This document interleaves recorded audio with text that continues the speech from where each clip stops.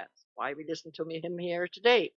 Most notably, he and his colleagues detected a new class of iron-based high-temperature superconductors that was surprising at the time, which caused an enormous acceleration of research in this field. His current interest is also in quantum materials and catalysts. Professor Hosono is a recipient of an impressive number of honors and would still stand here at, an hour later if I numbered them all to you. So I can tell you only a few. So in 1991, he received, and I mentioned that as a German citizen, an Otto Schott Research Award of the Ernst Abbe Foundation. 1999, the Scientific Award of the Ceramic Society of Japan. 2009, the Scientific Award of the Chemical Society of Japan. 2012 followed the Nishina Award for Physics. 2016, the Japan Prize of the Science and Technology Foundation of Japan.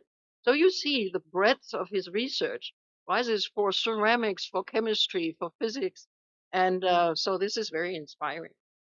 Professor Hosono was elected a Foreign Fellow of the Royal Society in 2017 and a member of the Saxonian Academy in my country in 2020. Further important awards followed in that period, and I will only finally mention the Imperial Prize of the Japan Academy. Professor Hosono is the author of about 450 scientific publications that are extremely well cited, which earned him a rank as a Thomson Reuters Citation Laureate. And he is also a very proficient inventor with numerous patents. So the title of his talk is listed today here, and we are very eager to learn from you, Professor Hosono, about the recent developments. Thank you for being here.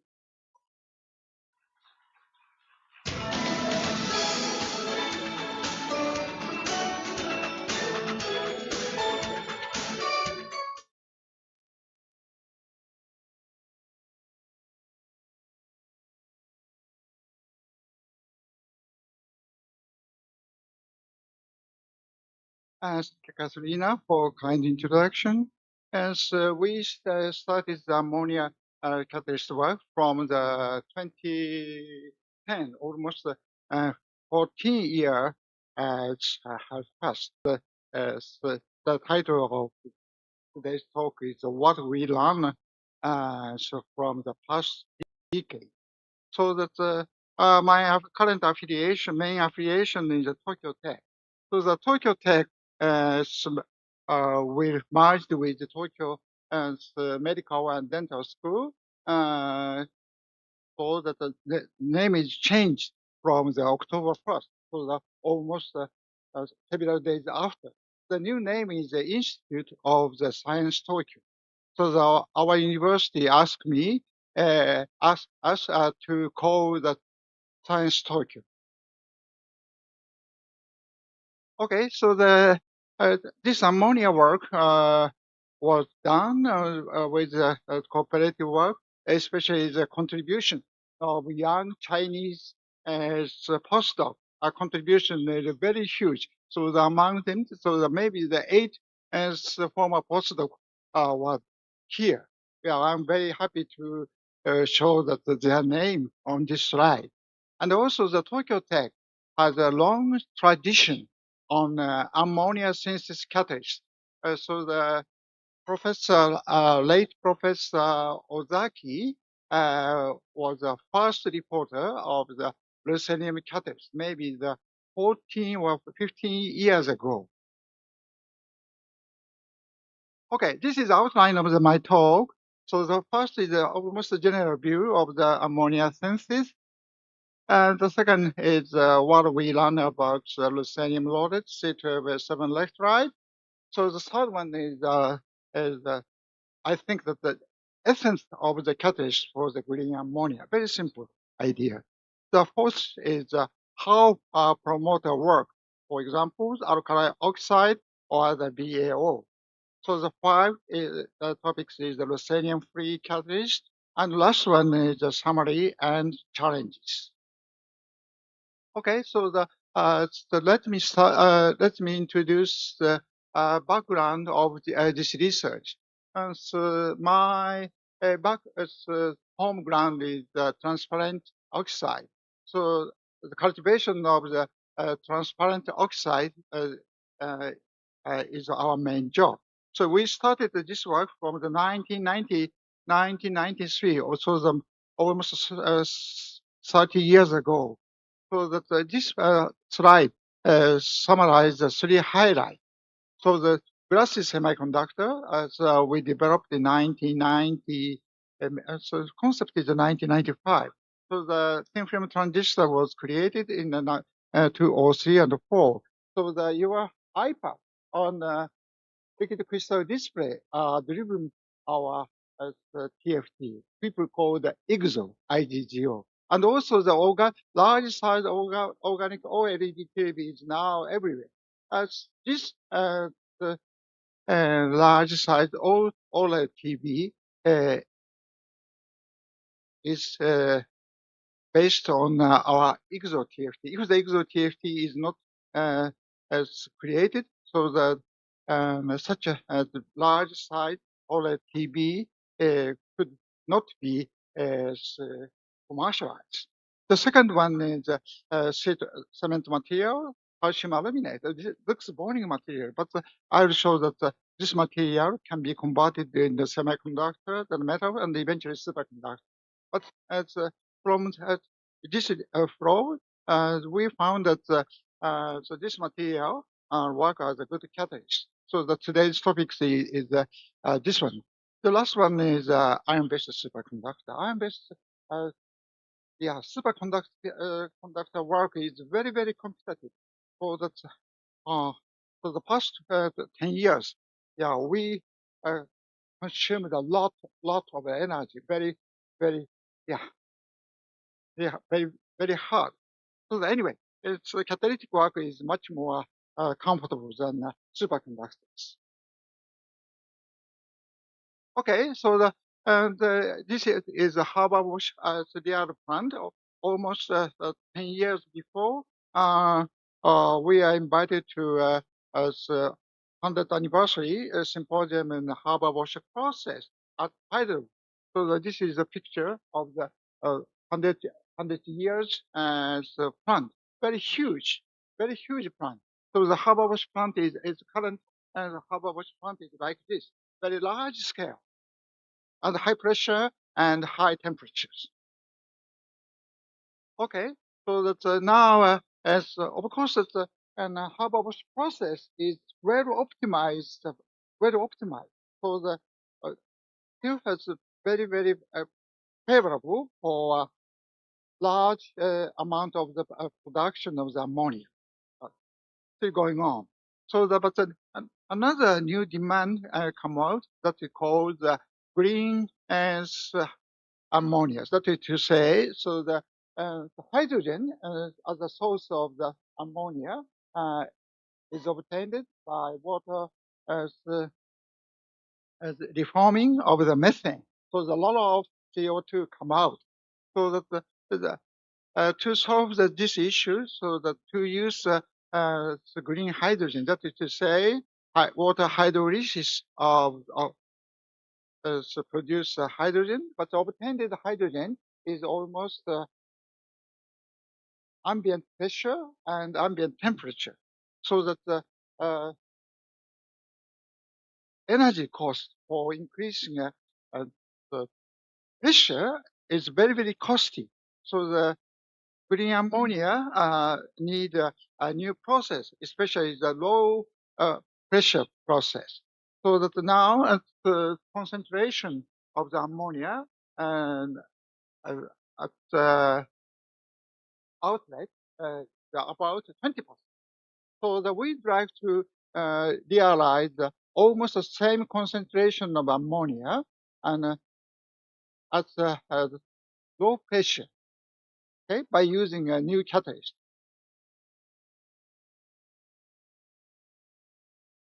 Okay, so that due to the strong interest in green ammonia was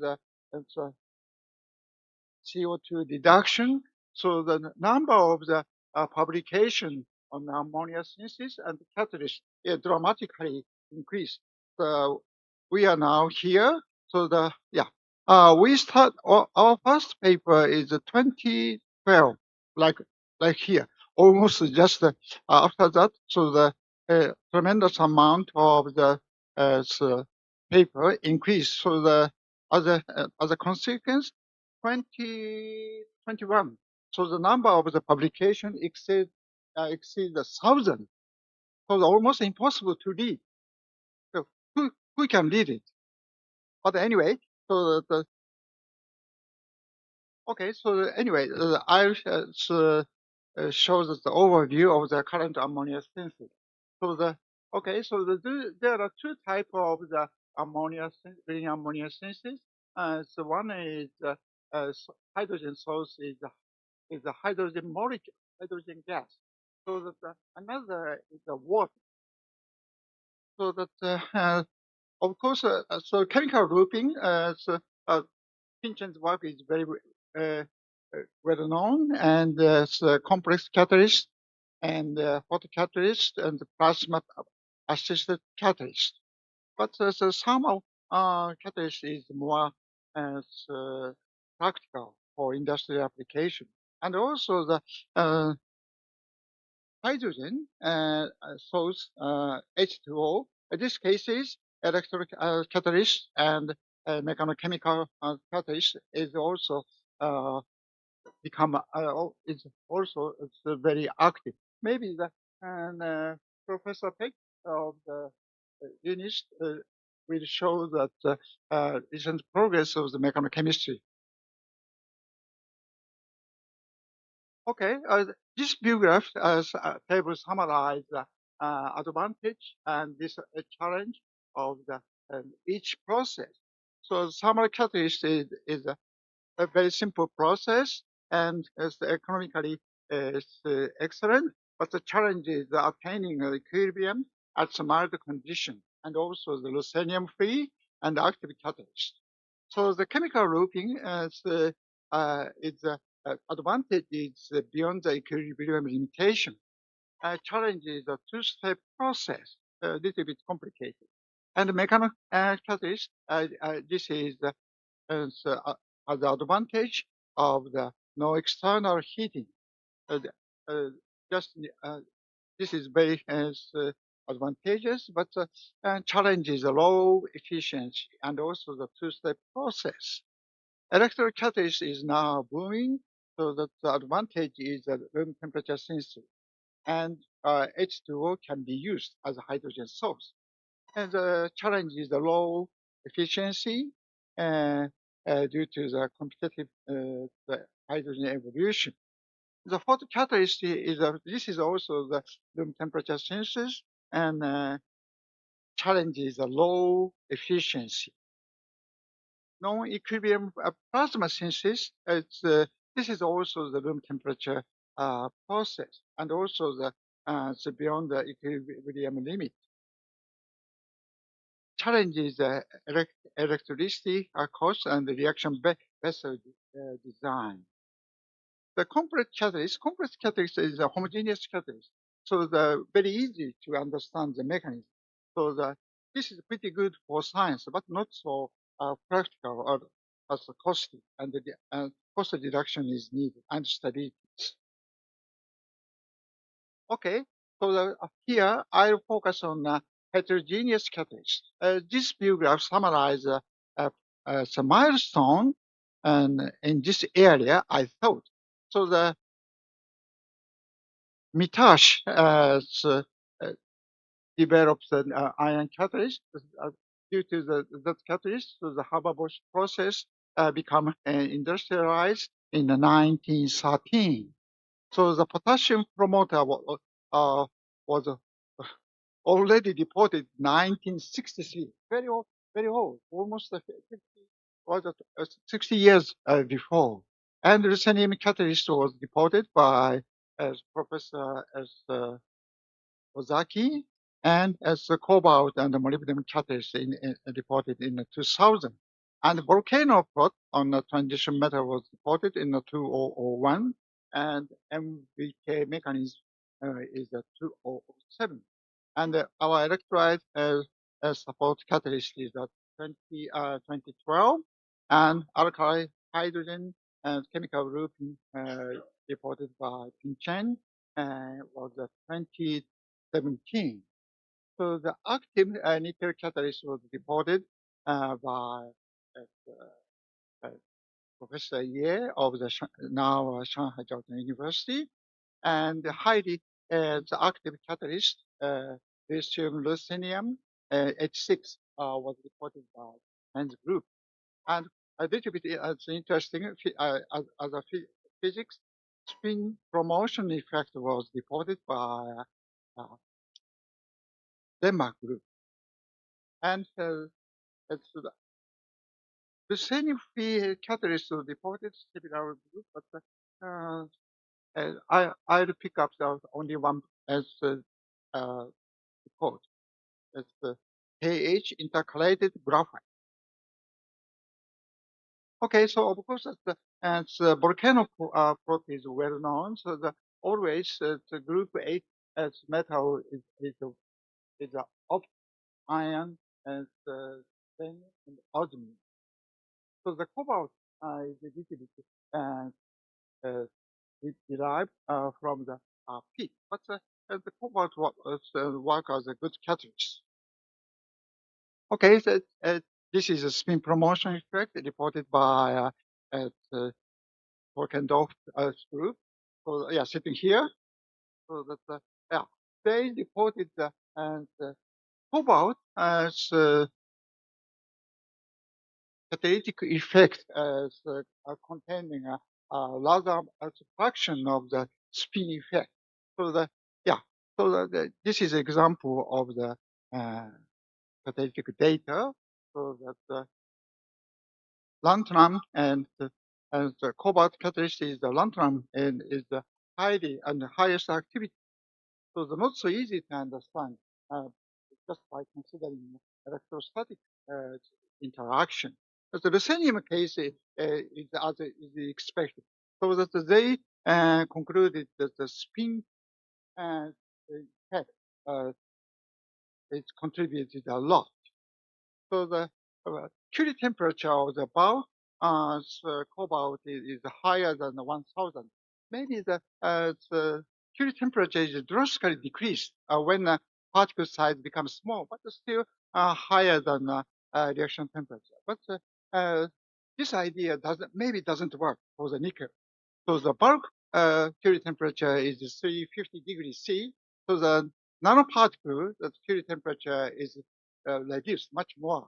So that maybe the nickel effect is almost no. So the iron is also the ferromagnetic. So the Curie temperature is high. So the iron catalyst should, if their idea is correct, iron catalyst already contain a contribution of the spin effect. Okay, so that back to the ruthenium. So that the Mitash, I'll show that why we enter this field. So according to the paper, so the RB Mitash reported the best catalyst for the Haber-Bosch process is the Swedish oil. So that this is magnetite, and the impurity is pretty important. H2O and aluminum oxide. So that when I read this paper, but this would be so electron donation would be critical. And and I checked the promoter of the paper. So the 1931 electronic promotion of the K2COC on the iron catalyst is already reported. After that, so Ozaki-san so reported the ruthenium, potassium, and carbon exhibits a higher activity than the iron catalyst at low temperature.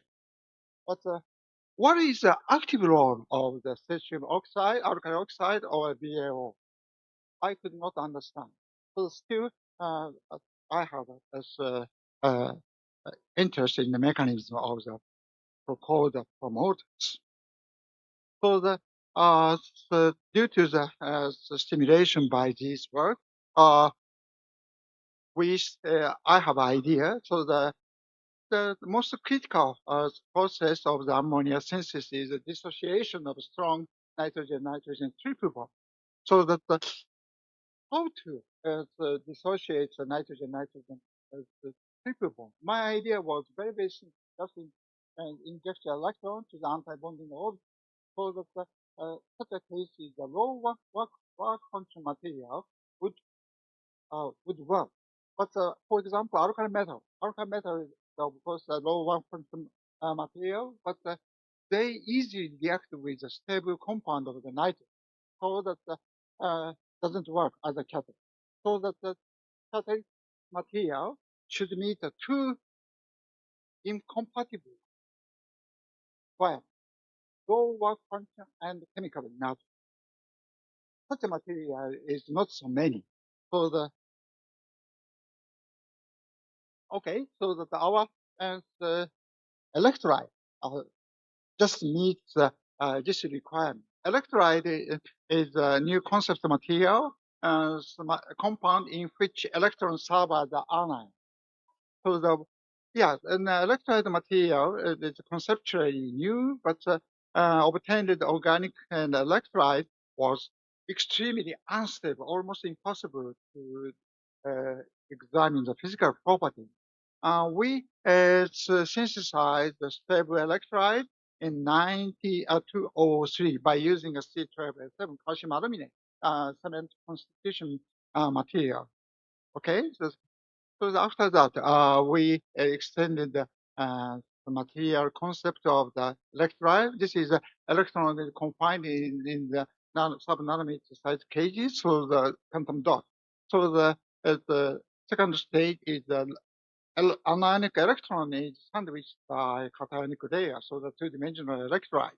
So please compare the electrolyte, anionic electron, with the conventional anion. Conventional anion always have a nucleus. So that's why electrostatic interaction. Okay. Electrostatic interaction is strong. That's why work function is not so small. But electrolyte case is no positive nucleus, so that low work function is a common feature of this material. And also the inorganic and electrolyte is chemically stable, chemically and thermally stable. So this is pretty good to as a host of the catalyst for activation of the inner molecule like nitrogen and CO2. For example, the work function of the C12A7 is 2.4. 2.4 is almost close to the metal potassium. But metal potassium is chemically very active. When such a metal potassium is placed in such a atmosphere, easily burn out. And also the melting point is below 100 degrees C. So it's chemically very, very dangerous. Okay. So but the C12A7 electrolyte we can touch by hand. Sometimes I have a sample in a pocket, no problem. Okay, such a material is very rare. So this is pretty good to apply. Okay, so the first we loaded ruthenium on the surface of the C12A7. So the ruthenium catalyst was first reported by Ozaki. So that this is sample. So the work function of the on ruthenium is 4.8. So that's the C12A7's work function is 2.4. So the electron is easily donated to the ruthenium. As a consequence, this is the first result. So that the activation energy become half compared with the cesium loaded as the ruthenium loaded MgO. And also the TOF value is one order higher than ruthenium and cesium catalyst. And it's interesting for me is this result. Okay, as fatal drawback of the ruthenium catalyst so far is severe hydrogen poisoning. But this catalyst, you can see that the activity is going up with the pressure, hydrogen poisoning is not so clear. Why such a thing happens? So that this is our first idea. So that yeah, the hydrogen is also easily dissociated. So the formed atomic hydrogen move to the cage to react with the electron. So the encaptured as hydrogen form is H minus. So the H minus is also react with the surface dissociated nitrogen to form ammonia. So that saturation doesn't occur like a conventional ruthenium. This is the reason why poisoning of this hydrogen poisoning can be avoided. Okay, so yeah, I'll show that the demonstration of the law of the loaded metal. So the C12A7 and electrolyte, when the electrolyte is exposed to the hydrogen atmosphere, you can see that the hydrogen is easily incorporated in a cage as a H minus. So that the energy, the formation energy of the H minus and embedded C12A7 is much stable than C12A7. So this result means that once hydrogen is incorporated in electrolyte, doesn't come out.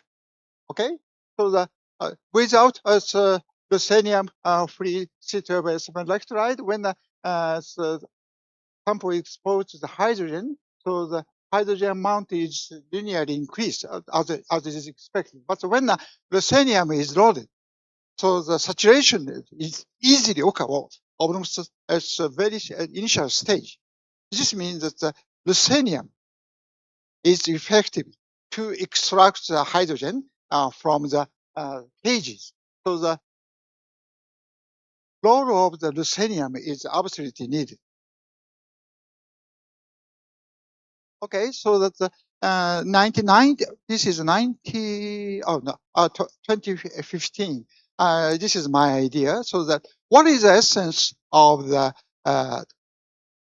ruthenium electrolyte? We consider as two requirements. One is a low work function electron. So the electrolyte is very important. The second is a reversible exchange between anionic electron and hydrogen. I think that the essence of the ammonia catalyst is only two. Okay, so that the next question is, what is the effective form of hydrogen? So the H plus or the H minus. So that we examine the catalytic activity and Ca2NH and the CaNH. So Ca2NH cases, hydrogen is minus. So the CaNH cases and the hydrogen is plus. So that you can see H minus sample shows us the high activities. So the why the H minus is so important in catalyst. So my background is a semiconductor. I'll show that the charge transition level of the hydrogen and oxygen vacancy. So the original is the vacuum level, of course. So that the charge transition, the hydrogen charge transition level is 0.5, reported by Chris Van der Walle. This is well accepted in a semiconductor. Okay, so to my surprise, that the oxygen vacancy charge transition level is pretty close. For example, the neutral oxygen vacancy trapping 2 electrons. This is very important. So the positively charged the oxygen vacancy. So just a little bit have a width, but anyway, charge transition level of the oxygen vacancy located almost the same location. Okay, so the above this region, so above 5 or the 5 dB or higher, these two regions, H minus and neutral oxygen vacancy, are stable. That's why such a thing happens. So low work function material like this one, work function material, so that maybe lower than 4.5. So such a material always enters this region. So the oxide cases, so this is an SiO2 titanium dioxide and aluminum oxide. So this cases work function is very large, so that they're located in this region. Doesn't work as a good catalytic support. Okay. Okay, so that's the next concern is how to efficiently activate the nitrogen. So the one is a negatively charged transition metal nanoparticle by electron donation from low work function electron. Second is the surface anion vacancy, dropping two low work function electron on the active support. The third is a transition metal vacancy interface. The last one is very difficult, but also promising. So this is the picture of the idea. So this case is support is not inert, active support. We call the active support. People always call the transition metal catalyst, but the combination of the transition metal and active support make efficient catalyst.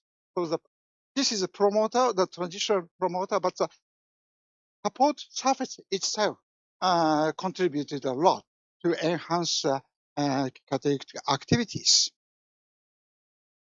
Okay, so the most straightforward result is work function, correlation work function, and the activation energy for ammonia synthesis. So this was the ruthenium loaded as various active support. All the data are reported in our lab. So you can see that when work function is decreased, so the activation energy is much decreased as we expected. So the next question is the role of the promoter. So that at the initial stage, an alkali oxide and the hydroxide or the carbonate is added as a promoter. But some cases, but we don't know that why such an alkali and oxide work as a good promoter. So we consider the role of the cesium case. This is so when cesium oxide or the hydroxide is exposed to the ammonia reaction condition, metal cesium is not created thermodynamically. So that the most probable form of the oxide is the cesium-3O, cesium-3O, so the suboxide. So we check the electronic bond structure of the cesium-3 plus. So this is an electrolyte, so typical electrolyte. So the work function of this material is only 1.7. 1.7 is lower than the metal cesium. Okay, but that's why. So the suboxide of the alkali metal is electrolyte. That's why function is much reduced and work as electronic promotion. The problem of the BAO. So the BAO is often used as a catalyst, as promoters. So we could not understand why BAO work as a good promoters. So that we examine the role of the BAO by using the barium oxynitride. So that the work function of the BAO is 3.8. It's not so long, not so small. So that when we partially substituted the oxygen with nitrogen, so the other consequence you can see that such a electron is trapped in a vacancy site. So that you can see that activity of the ruthenium barium hydride and ruthenium BAO and new material. But you can see that nitrogen substituted as catalyst show that the much higher activities. Okay, So the nanoparticle surface of the BAO is easily nitrided during the ammonia synthesis. That's why we thought that the role of the barium promoter is a formation of such a material, a kind of the electrolyte. So anyway, and the alkali metal and BAO is a promoter, the contribution of the electronic activation and electronic promotion is dominant. This is our conclusion. The next one is yes, work function and but when the transition metal and transition metal is loaded on the surface of the active support, what happens? Low work function means that and the work function of the transition metal is 4.8 or something like this. So the always contact should be a Schottky. Okay? Large Schottky barrier is formed. Electron doesn't occur.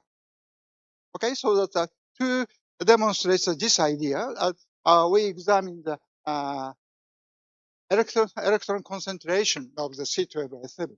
C12A7 is very as convenient as electron concentration can be tuned from the insulator to a metal.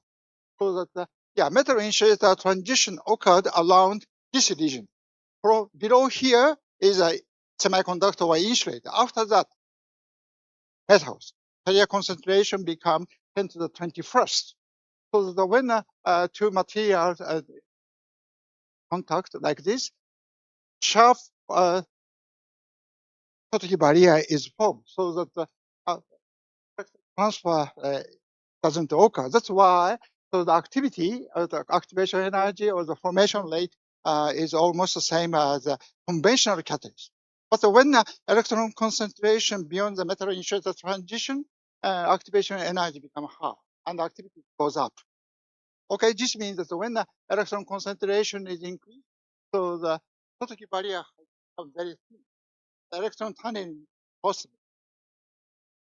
Okay, so that's our conclusion is local at the boundary between the transition metal and substrate support should be a metal.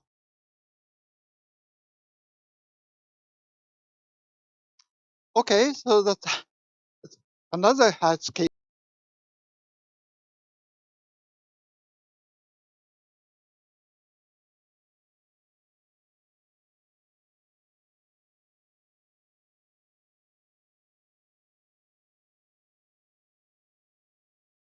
Is active because is very active. So when nitrogen is exposed to this material, very smooth nitrogen, even the low temperature.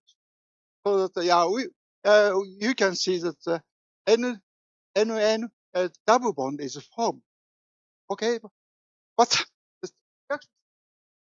no hydrogenation occurs due to the formation of the H2. Hydrogenation is first ahead of the ammonia the formation. But anyway, and so the Ba2N, and there are three kinds of the two-dimensional electrolyte: barium, strontium, and calcium. But only as barium 2N work as a catalyst reaction, so that the relation change so much. So that this is an energy diagram of the electrolyte and nitrogen. Electron affinity of the nitrogen is 2.5. So the work function of Ba2N is 2.05, and the calcium 2N is 2.6. So that only barium 2N is energy level is higher. That's why electron is moved to the nitrogen. So the electron transfer is the end of the nitrogen and it's the flame level of the electrolyte. Okay, so that's and nitrogen-nitrogen dissociation is promoted by lower function material. But the situation, the totally different situation is obtained. That is to say, this is as the ruthenium-loaded barium silicate. Loaded MgO. So the nitrogen exchange rate of this traditional catalyst much higher. So almost nothing for this material. But the ammonia formation rate is much higher for this material. So that this means that the activation of the nitrogen is not occurred by electron donation, but dominated by hydrogen attachment. So the two cases containing nitrogen with aid of the hydrogen. Okay.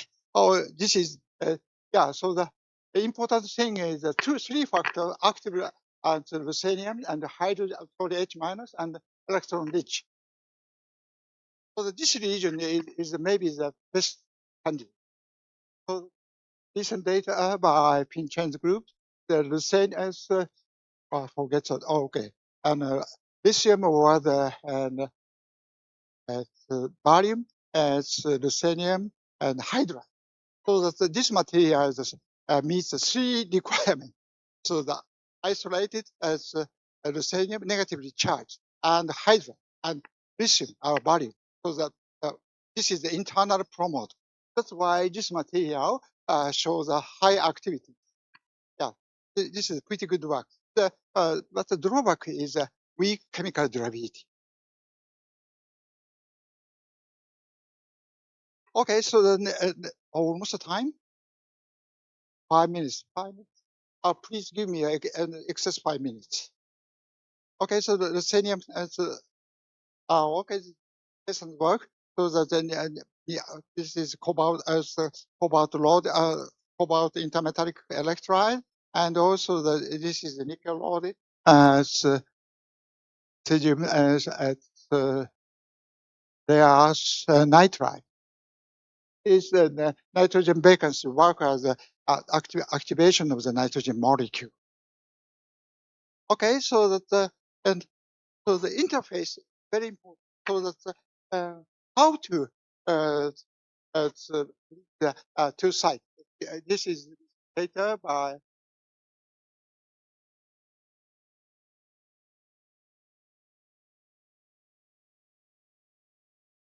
China. The hydrogen spillover on the loaded spillover the hydrogen react with the nitrogen and attached to the molecule. So the two site models. And also what is next of the determination step? Now, right now, so the nitrogen-nitrogen dissociation is not a late determination step. So what is the late determination step or advanced catalyst? So almost 4 years ago, we simulated the reaction kinetics by using a microkinetics analysis. So this case is the NH bond formation, especially the NH plus NH2 is the late determination. So almost the same result is obtained for intermetallic electride recently. Okay, so the major advances in last decade is, I think, that these three: variety of the green ammonia synthesis pathway and the determination step shifting from the nitrogen dissociation to the NH bond formation and ruthenium-free and efficient catalyst. But so many challenges. I think I would like to raise the three challenge. Most important thing is the high activity and the robustness of the poison. High activity and stability, especially the robustness to the poisoning, is a trade-off. High activity catalyst is very weak at weak stability. So how to make That is a very difficult question. But this is pretty important for industrial application. As our data. So this case is an original activity is like about loaded.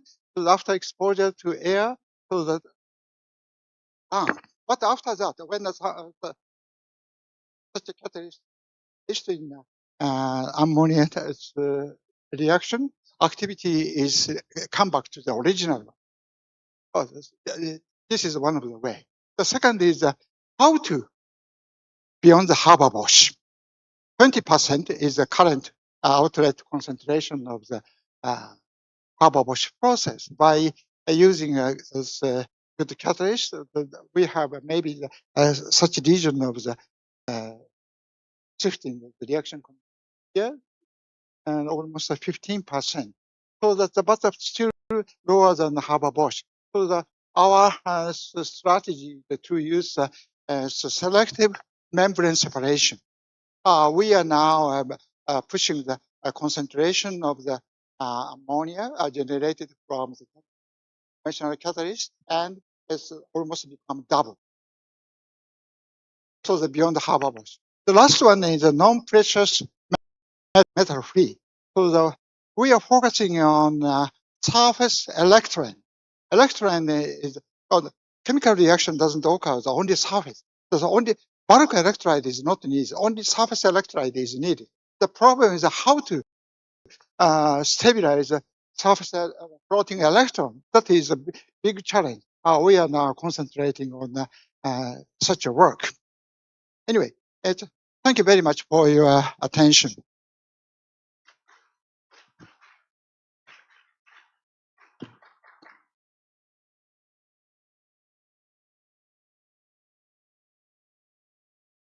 Oh, I think we have listened to a brilliant systematic development of a catalyst.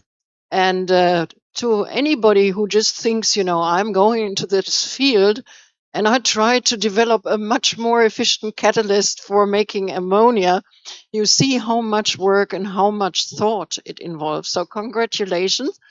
And we are happy to award you a certificate. Nice job.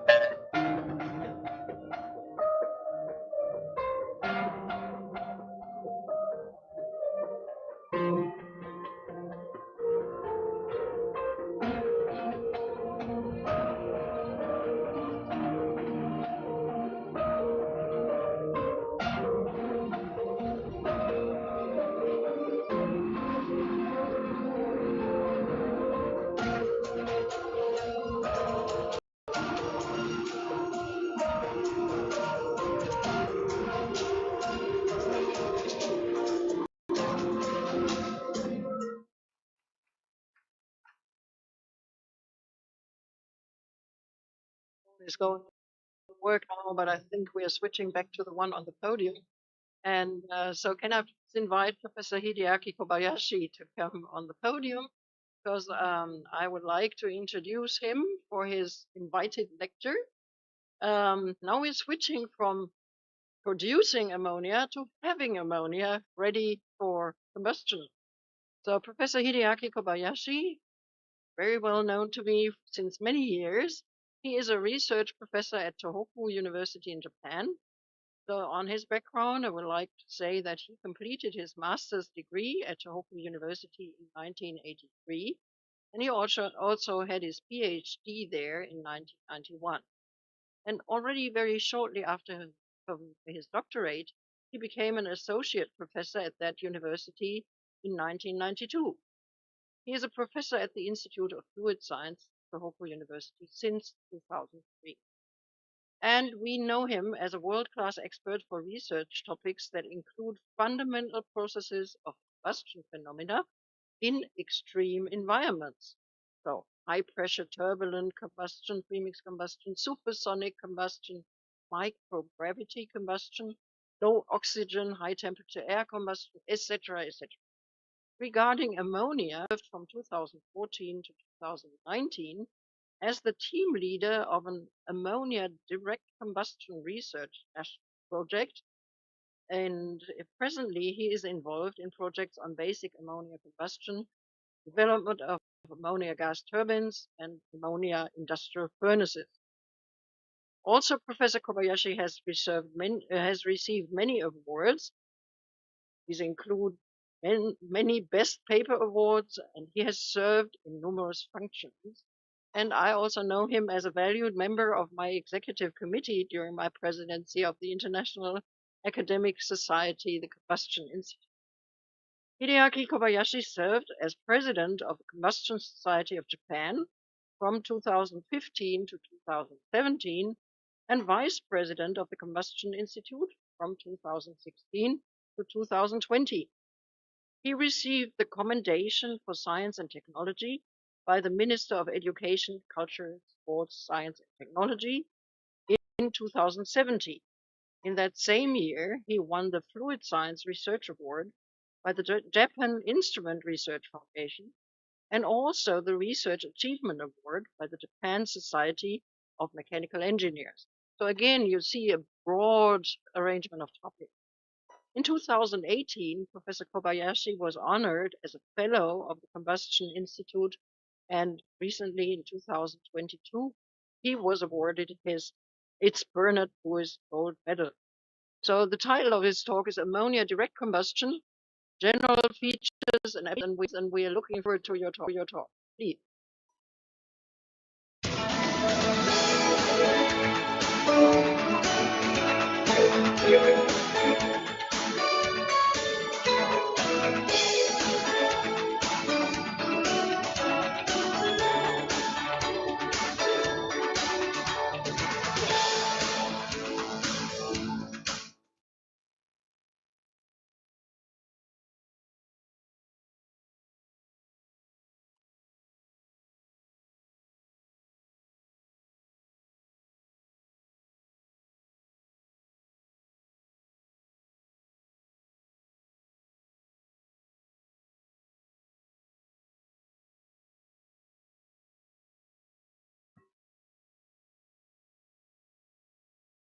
Good morning, everyone, and thank you, Katerina, very kind introductions. And I very much appreciate Professor Lee for inviting me. It's a wonderful symposium.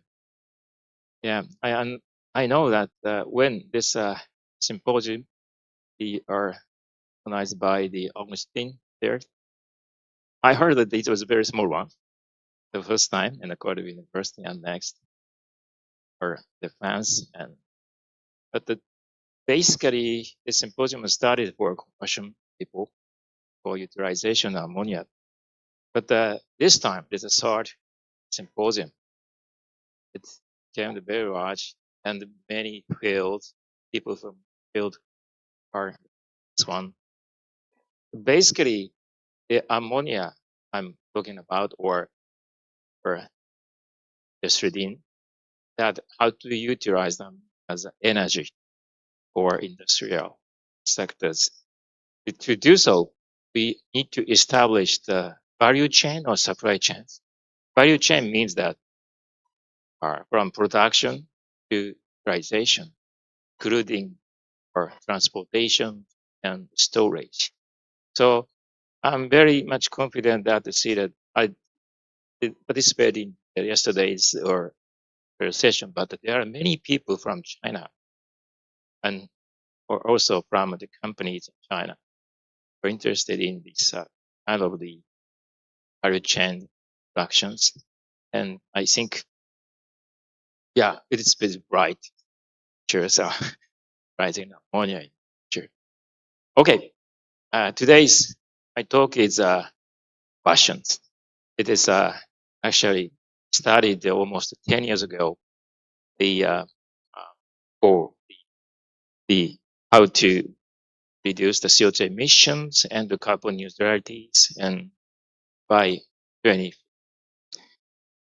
Actually, I remember that I also started research about passions around 2013 or 2012, because in Japan we had a great earthquake, and almost all the nuclear power plant stopped.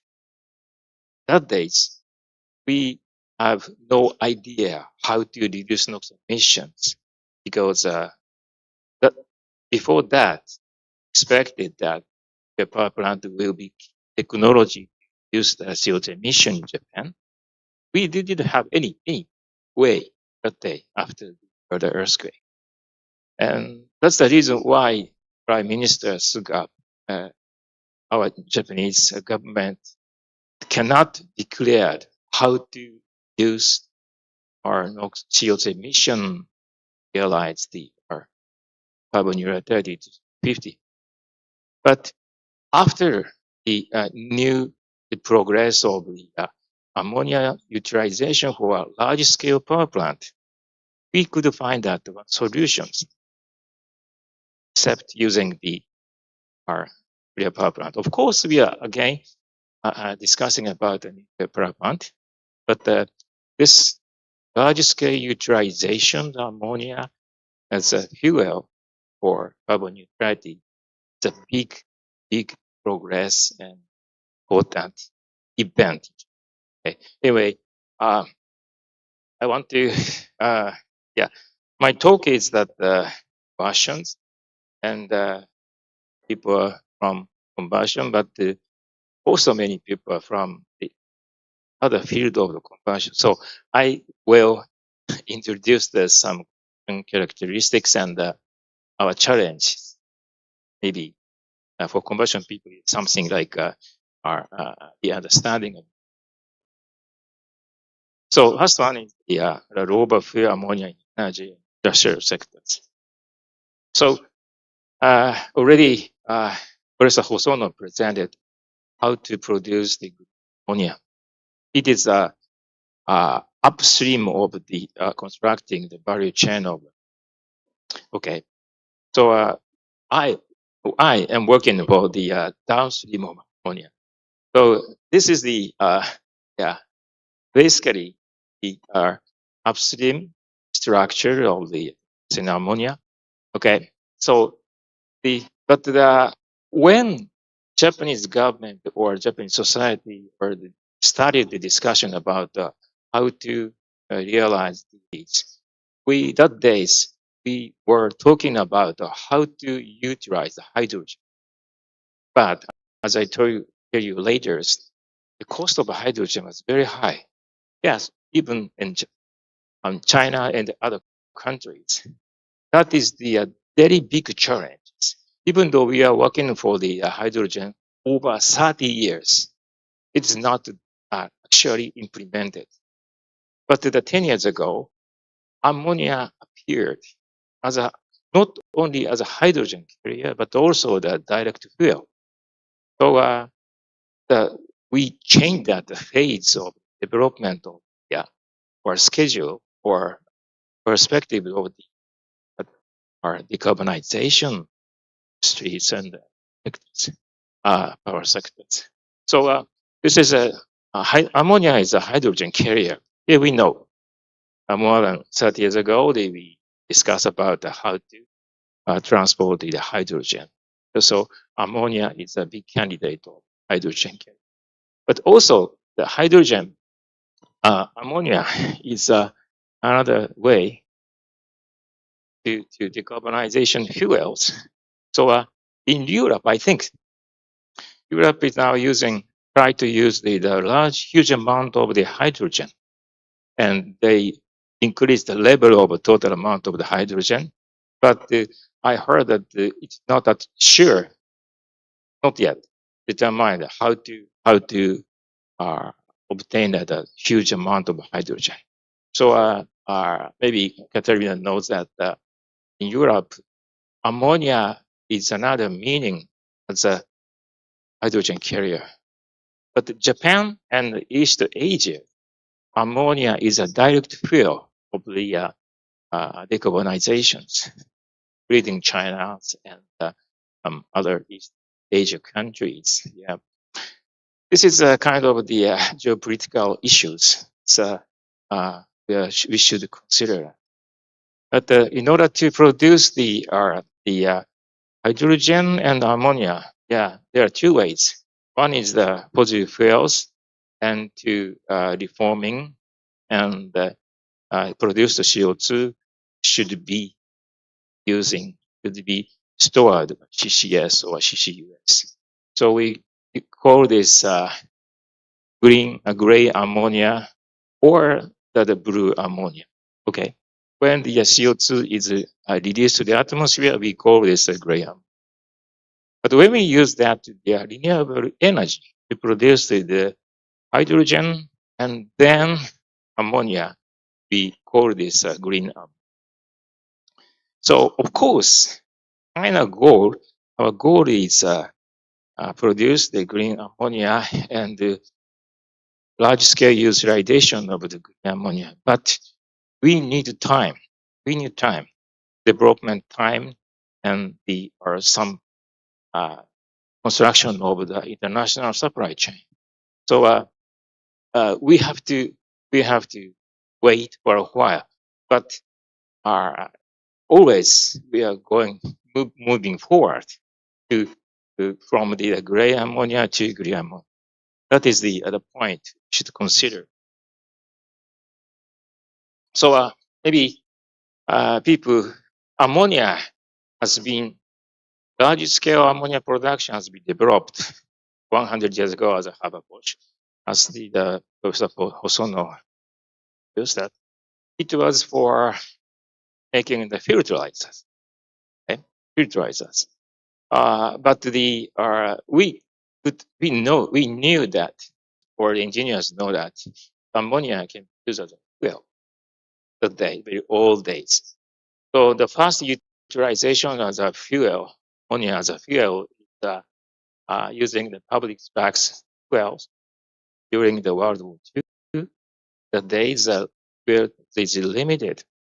And after that, 1960s, the ammonia was tried to use the gas turbine fuel in the United States, and also it was very successful to be used for the X-15 rocket motors.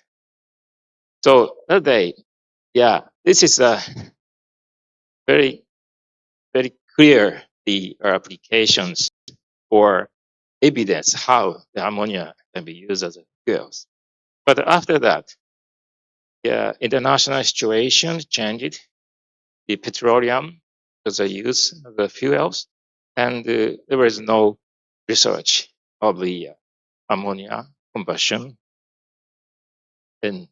But just the ammonia was used for the researchers of the NOx emissions, like chemistry peoples, and there is no discussion about how to utilize ammonia as a fuel. So, but as I told you, after the great earthquake in Japan, there is many attempts how to use the hydrogen and how to reduce the CO2 emissions. During that line, we had a project, the Energy Carriers project, started in 2014, and it's for 5 years the project. And there was discussions. Of course, the hydrogen is produced from the fossil fuels or the renewable fuels, and how to transport the hydrogen from other countries. Japan is very much limited for renewable energy. Also, we don't have the natural gas or fossil fuels. So production of the hydrogen and transportation of the hydrogen is essential for Japan.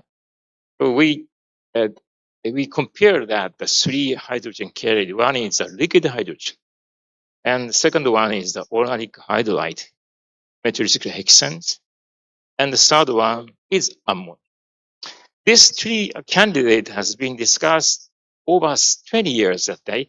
We started from 1993, I think. And we compare that. We study the challenges, how to utilize the 3 candidates. What is the advantages? And ammonia, that days, we knew that ammonia has another characteristics. Of course, when we crack the ammonia, we can use the hydrogen, but the ammonia can be used as a fuel, direct fuels. So in this, the project, asserting our team try to do the research of how the ammonia can be used for the gas turbine fuels or fuel cells and industrial furnace or large scale power generations. So it was very successful, and almost to the final stage of the project, we concentrated ammonia direct utilization. So now, after that, we find many new things, and we are Japan, especially in Japan, at this stage. Sorry, I should show something about that. Potential of the ammonia as a hydrogen carriers. This is an exhibition of the free ice engine, and this is a volume of the 1 cubic gas hydrogen. This hydrogen is contained in this small amount of green ammonia, liquid ammonia. And second one is hydrogen absorbing alloy. And third blue one, thick blue one, the liquid hydrogen is MCH and 100 atmosphere gas hydrogen. So it is clear that the volumetric energy density of hydrogen contents of ammonia is the largest compared to the other hydrogen carrier. That is very important, one of the important characteristics of the hydrogen, why we are trying to use the hydrogen, not only for fuel, but also the hydrogen carriers. So this is the some summary properties of the 3 hydrogen carrier candidates. This is a hydrogen. Yeah, liquid hydrogen has to be very, very low temperature. It's a cryogenic fluid, and the minus 253 Celsius is necessary to transport or storage of the liquid hydrogen. But the ammonia is almost the same, has the similar, very similar thermal properties of propane. This is just the minus 33 degrees Celsius is necessary for the atmospheric pressures. And when we pressurize at the 25 temperature Celsius, the pressure is just a 10 atmosphere. We have, maybe you have a chance to see that propane bomb. We can carry and stage the ammonia like a propane.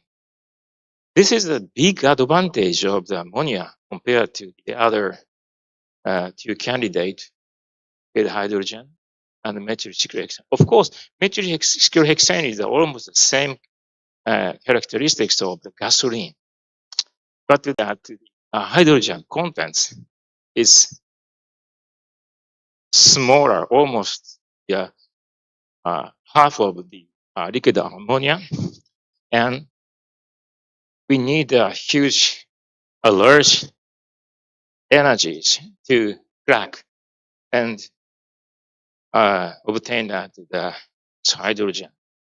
So nowadays in Japan, the project of using methyl cyclohexane is very limited. We are not also working on the liquid hydrogen, but also ammonia.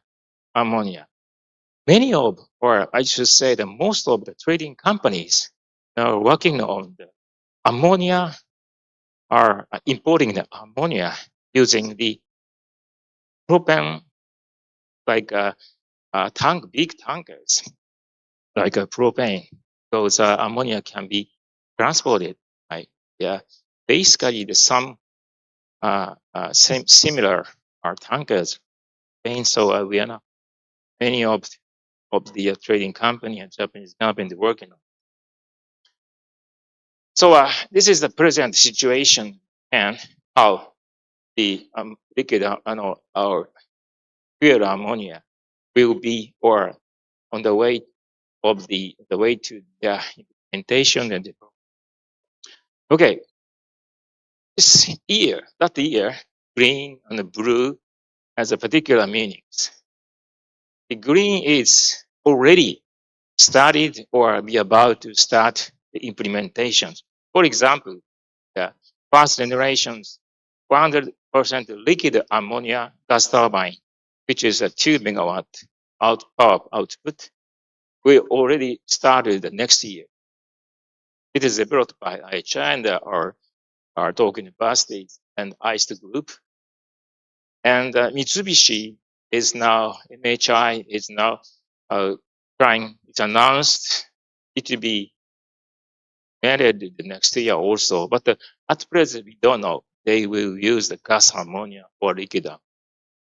So this IHI and the GE's collaboration will start the large scale, more than 200 megawatt liquid ammonia gas turbine after the 2030. It is still, we need time. But other project, for example, ammonia utilizations co-firing is pulverized core. It is 1,000 megawatt, 1 gigawatt actual power plant. We already succeeded in the test of 20% co-firing, and from 2027, the commercial operation is starting very, very, very fast. And also, in order to utilize or receive a huge amount of ammonia, we call it a carbon neutral port. We have to place it in many carbon neutral port in around Japan, and this large scale investigation is started. And also, this is interesting. This is a ammonia engine boat. This is a small boat for tugboat, and it is already delivered to the companies, and they started the test. But the testing or the starting or test operation is the same. I heard the interesting thing that ammonia fueled boat is very drivability is very good because there is no knocking. So the moving forward, moving back is very easy. When we use that the ordinary natural gas tugboat, it's controlling is a little bit difficult. But the ammonia doesn't have the knocking, so people who drive this tugboat, he said, very, very good to utilize the tugboat. Of course, we have a project of a large-scale two-stroke ammonia diesel engines that will be the man in Europe is now working on this. But in Japan, we also have a project, and it will be implemented soon. And this is the industrial furnace. I'm working on this. It's a glass melting furnace. We succeed in the utilize the oxy-fuel combustion of ammonia, and already the large-scale test succeeded, and it will be started with actual practical use from 2026. And this is the chemical engineering naphtha cracking furnace. Naphtha cracking. So changing the fuel for the carbon-free fuel is important in the chemical engineering sectors. So this is one of the industrial furnace. The strategy is the same, making the kind of the glass melting. The important point is how to stabilize the flame and how to reduce the NOx emission industrial furnace. That will be implemented from 2013. So of course, this is Japanese situations, but in Europe, the United States are basically concerning about the hydrogen utilizations. But of course, we know that companies and in States and Europe is now going to starting the ammonia direct combustion. So maybe we are competitors competing, and also we are collaborating. It is very important point that eager to develop that system. Okay, so this is the I told you that production or construction of supply chain is important. So we are here in China or Japan. In China, the renewable energy is rich. So in China, you produce the green ammonia, and very soon, I believe. But in Japan, this is a blue region. It's our renewable energy very poor. So we need to import the green or blue ammonia East, Australia, and the United States, and South America. So we are now working hard to develop the clean ammonia, blue or green ammonia supply chain. So many of the trading companies and heavy industry companies had a contract with that countries, and we will import clean ammonia very soon. And the reason, this is another reason why we are now working on the ammonia, is that cost. The energy is huge. The fuel will be huge. But when we use that, when we have the pipelines, it is okay. Just the hydrogen, its cost is not so high. But when we cannot use the pipeline, and you have to use the maritime transport by tankers, the cost of the ammonia is lower than the hydrogen. That is the big reason why in Asia, East Asia countries, now working on this ammonia based on the marine transportations. So this is a quite different point compared to Europe and the United States. So the condition necessary for fuel conversion, hydrogen, of course, hydrogen, ammonia, is that international fuel supply chain constructions. And also, we are engineer and scientists. We will develop the technologies, but the off-takers is necessary. For example, hydrogen is a very big technology, but I told you that cost is very high. Not so many off-takers appeared. That is one of the big issues of utilizing the hydrogen. Then finally, the choice of new fuels, hydrogen and methanol, is depending on largely the geopolitical context. It is a little bit sad, but because Japan, Korea, and China it's difficult to have the pipelines. If we have pipelines and electricity grid, maybe pollution might be easier. But unfortunately, at the present situations, it is difficult. That's some connections. But in future, I hope people can Japan and Korea collaborate for the carbon neutrality in terms of electricity and ammonia and hydrogen. This slide is, I think, it's one of the most important things. One of the reasons why I came here to talk.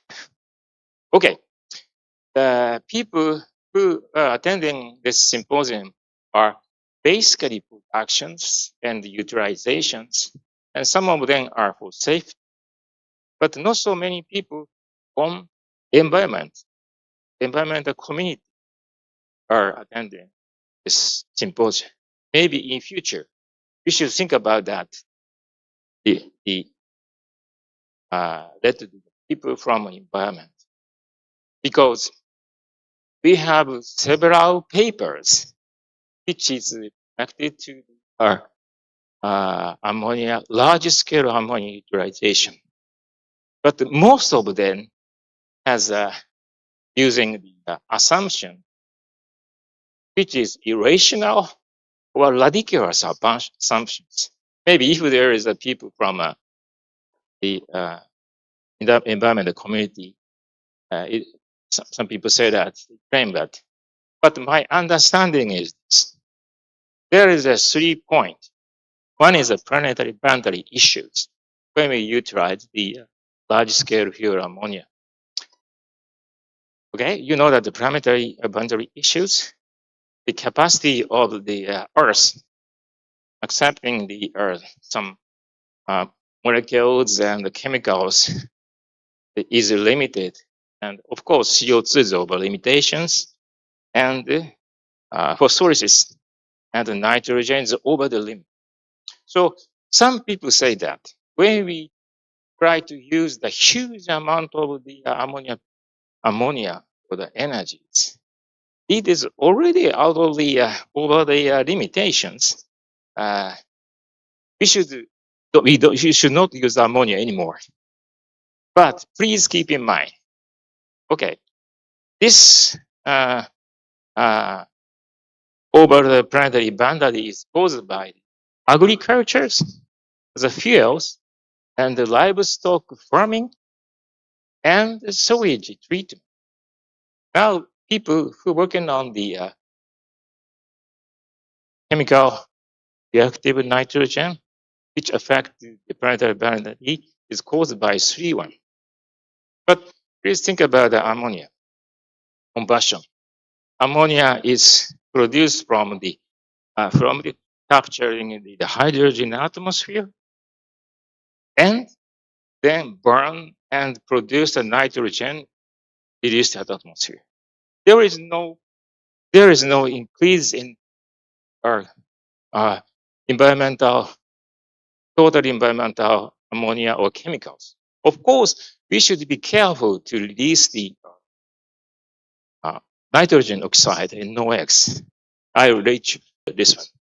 So we should be keep in mind that some unrealistic discussions appeared in the website and the newspapers.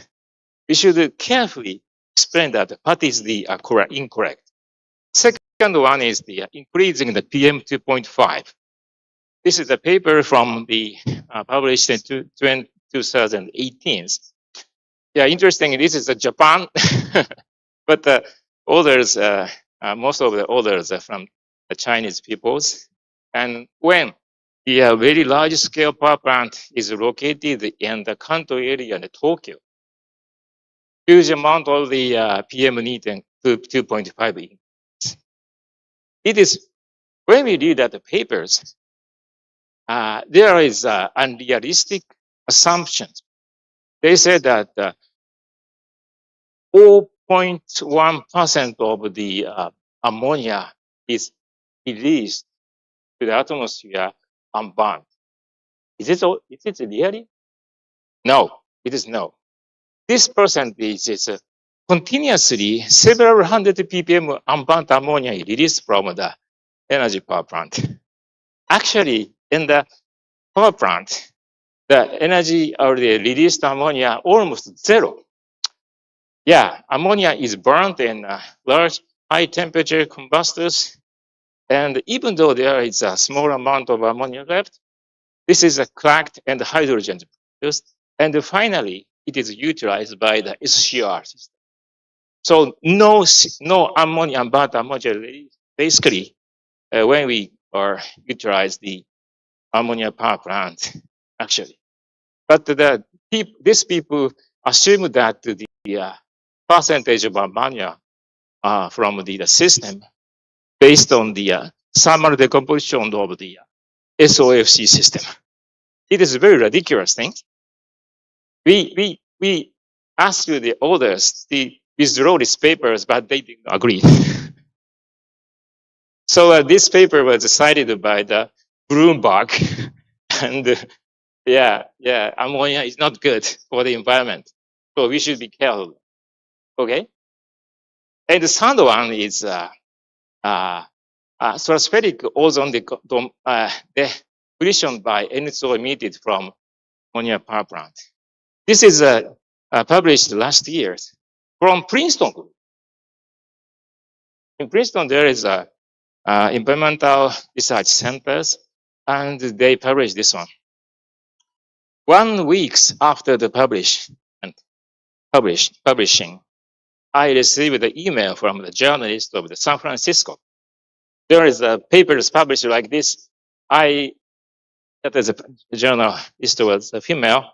She said she wanted to know that my view of these papers. I read these papers, and it is very ridiculous assumption. Okay, sorry, it's a 5 minutes. Yeah, sorry. Okay, 0.4 NO conversion from the ammonia emissions are assumed.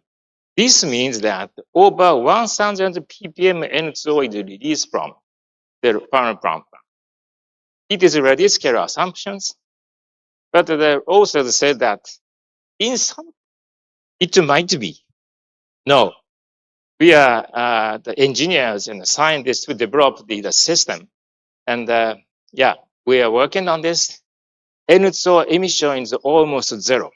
In some cases, it's several ppm is emitted, but it is a very short time starting up or stopping the power plant. But they are using that kind of the assumptions.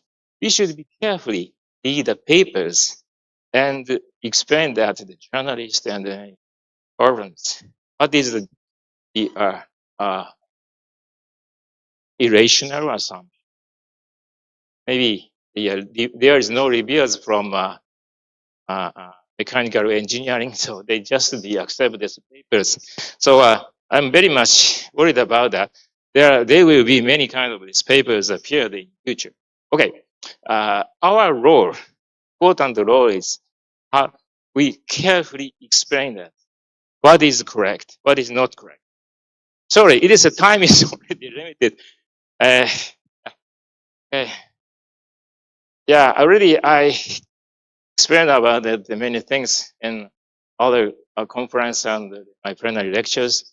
Yeah, this is ammonia the challenge, low flammabilities, but the sparring flow and the co-firing and the partially cracked ammonia and oxygen enrichment is very effective to improve the flame stabilizations. And the high NOx emissions. This is a challenge, but reaching into stage combustion, extended residence time, and high pressure combustion. That is the solutions how to NOx emission. The low radiation intensity, yeah, oxygen enrichment okay, and H2O radiation, which is the radiation speed, is very effective. Okay, so ammonia flame can be stabilized very easily when we use that swirling flow burners. So that is the model of a gas turbine. That's why we have we are now at the stage of the implementation of the gas turbine. And yeah, maybe I should explain that. One is the reaching into stage combustion. I present this paper in the proceedings of Combustion Institute. There, and at the first, in the primary stage, we should use the relatively rich conditions, and the NOx is low and the burnt ammonia is low. And in the second stage, we should add the additional airs and oxidizer, and total emission of the NOx is highly reduced. The second one is the freezing the residence time downstream. The chemically equivalent condition, we consider the ammonia and compare the ammonia and the methane. The NOx concentration is ammonia's flame NOx concentration is lower. It is surprising, but this is because of the this is a very strong feature of them. But the ammonia, the case, the NOx concentration increases near the flame zone very quickly. And if the length of the burner is limited, the high ammonia, NOx is emitted. But when you have the long distance, so the concentrations NOx reduce very much. That's why ammonia is good. Combustion is good for the industrial furnace or large scale energy system. Okay, that is the things. The third thing is the high pressure combustion. Okay, this is the chemistry is a little bit different. So the optimum equivalence ratio is located earlier. Right. So, but when pressure rises, the NOx emission, NOx concentration decreases. The reason that high pressure combustion shorten the time to reach the chemical equilibrium and also suppress the elementary reactions, not root for the NHO formations. Okay, yeah, its time was already over. I could not speak more about that. But maybe one thing we should consider the effect of pressure is here. This is the OA, how the OH and O is produced. This is this reactions and the OH root and the hydrogen root.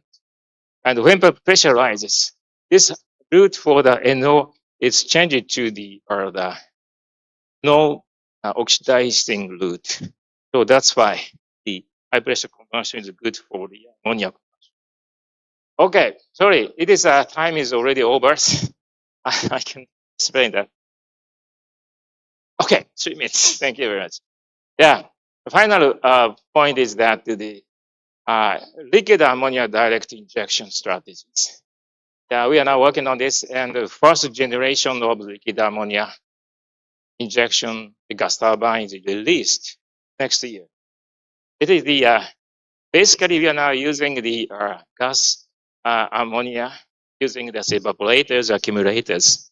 But when we use this, the power changes. When we try to change the powers, the response is very bad, and also there is they increase the cost of the total system. So we don't want to use this one. So this is the direct injections is used. So even for the large scale the gas turbines, Mitsubishi is working on this, but they did a huge amount of the tracking system. So if we can change it to the direct injection strategy, maybe it is a good solution. Okay, so we are now working on this based on the thermal properties of liquid ammonia, and finally, liquid ammonia spray burns. Well, we published the papers on this, but in this case, the temperature have to be increased. Of course, in the gas turbine, during the pressurizing the process, the temperature becomes around the 700 Kelvin. So it is okay. It burns. And now we are succeeded in single point injector, not the swirling injectors. Flame can stabilize, and we could see that optimum equivalence ratio.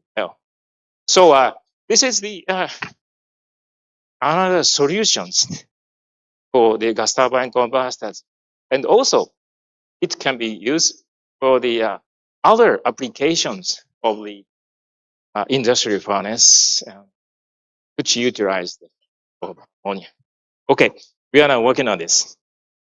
So this is the concrete remarks. Ammonia combustion research changed for these 10 years. Yeah, but the benefit depends on the region, world, and also finally, I'd like to emphasize that we need to invite the environmental people to this symposium to discuss about how the ammonia is dangerous, it's not dangerous, and yeah, including that the storage and transport. Okay, it is. I hope the future development of this symposium. Thank you very much. Sorry for the late.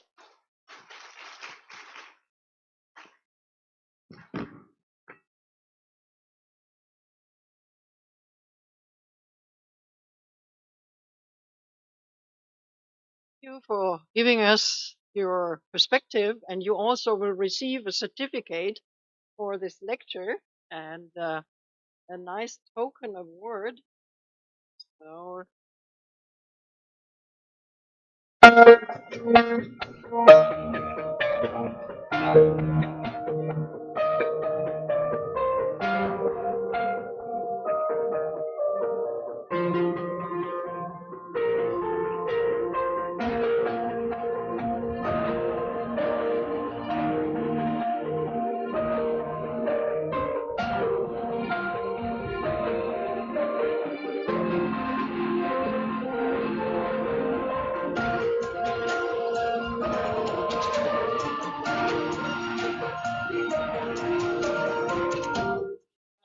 about many points of the situation, I think Professor Yang can tell us when we start again.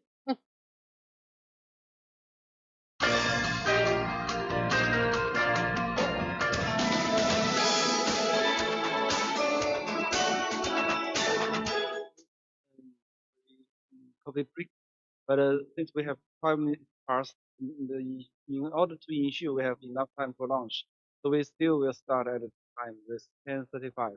Okay, we take 15 minutes for coffee break. Thank you very much.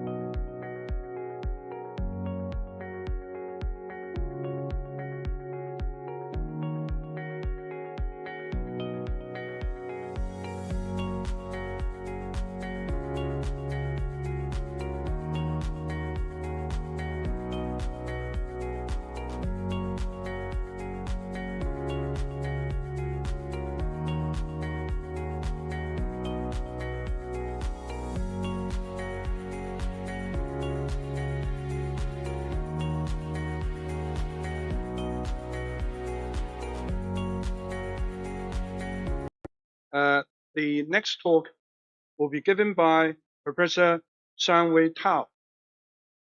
And Professor Tao is currently the Warwick Monash University Alliance Professor in Chemical Engineering and Sustainable Processes, and he's actually based at Warwick University in the UK.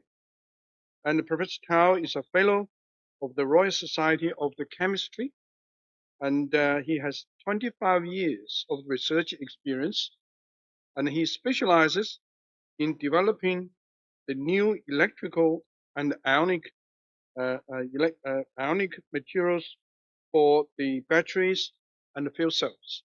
Okay, let's put the poll together to welcome Professor Tao to give us the second plenary speech. Thank you.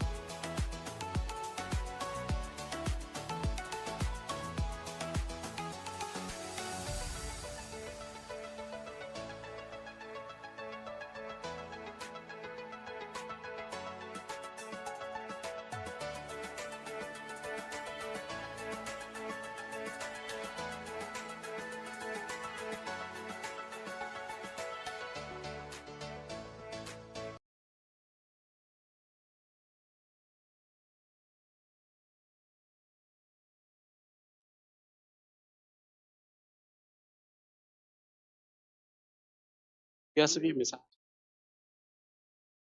哦呀，就这里电脑上。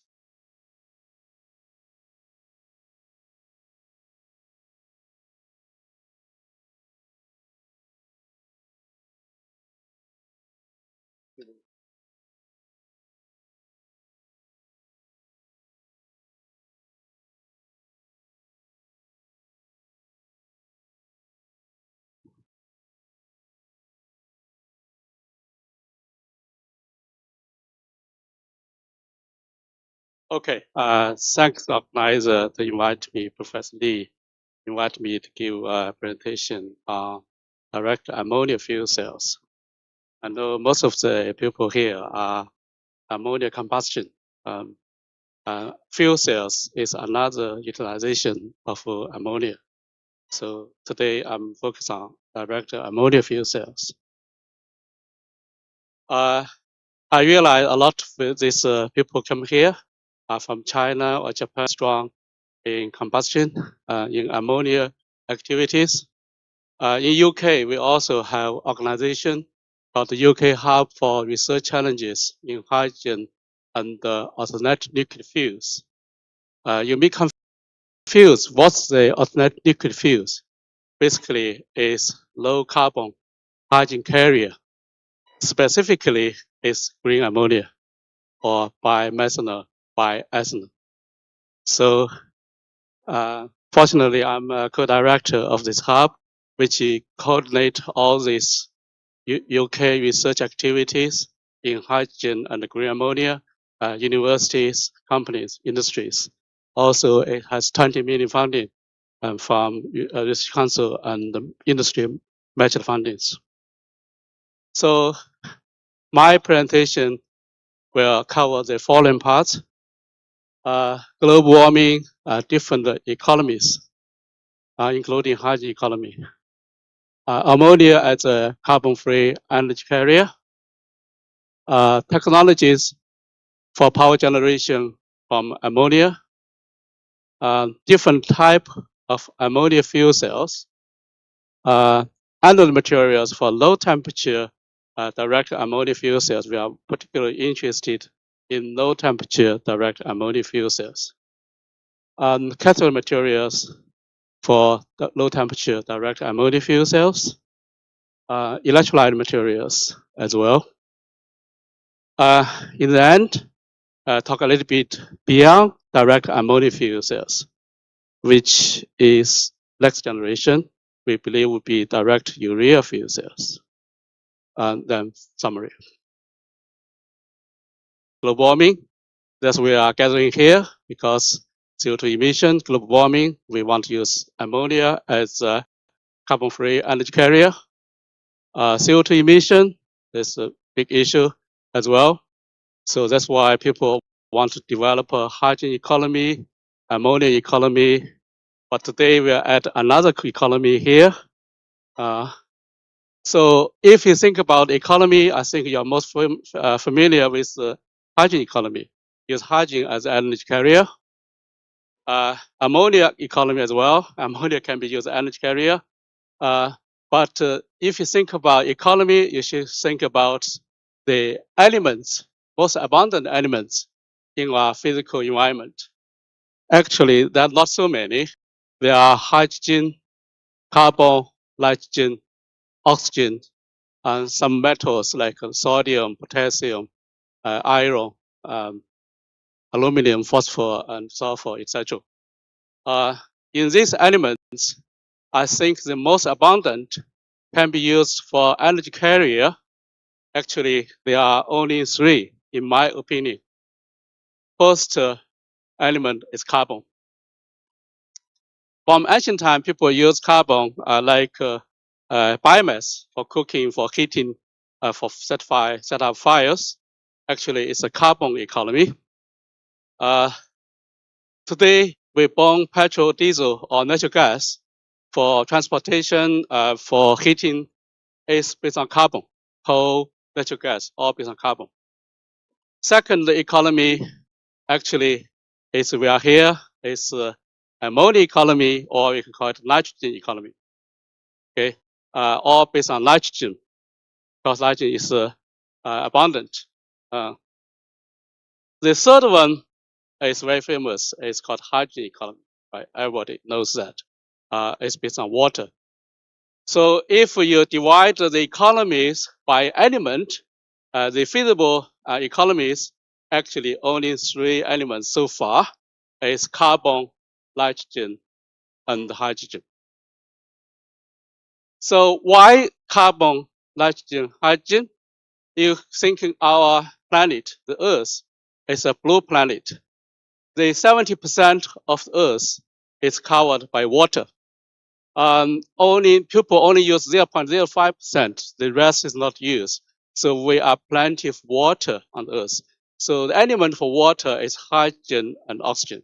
That's why hydrogen can be used as energy carrier. We call it hydrogen economy. If you think about not only the surface, we also have air. In air, 21% is oxygen.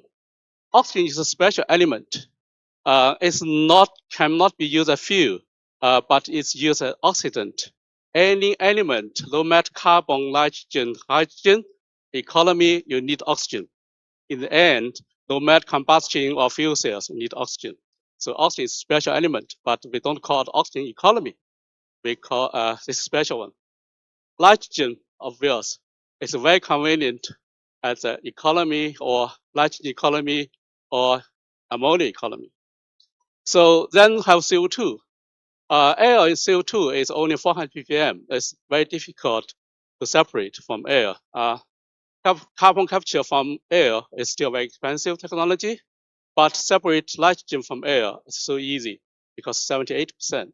So nitrogen is a good one. So if you think about today, the economies, today's technology, we use petrol or diesel car, or we use natural gas for heating, is based carbon, or coal-fired power stations, all based on carbon. The key main energy is stored in the carbon or carbon-carbon bonding. So this is the carbon economy. So you can burn oil, petrol, you can release CO2 to the atmosphere, water. But this CO2 is getting more and more. That's why it causes global warming. So in the future, we can use CO2 to electrolysis to produce hydrocarbons. Like people use CO2 capture, CO2 utilization. You can use this CO2 and the water, use electrolysis. You can produce hydrocarbons as a fuel, like methanol. It's people call it e-fuel, green methanol. And then you can use it for by your car, by fuel cell or combustion engine, whatever. You release CO2 to the air and also water. So that's the future. It can be a carbon economy, but this is a closed circuit. You don't have additional CO2 to the atmosphere.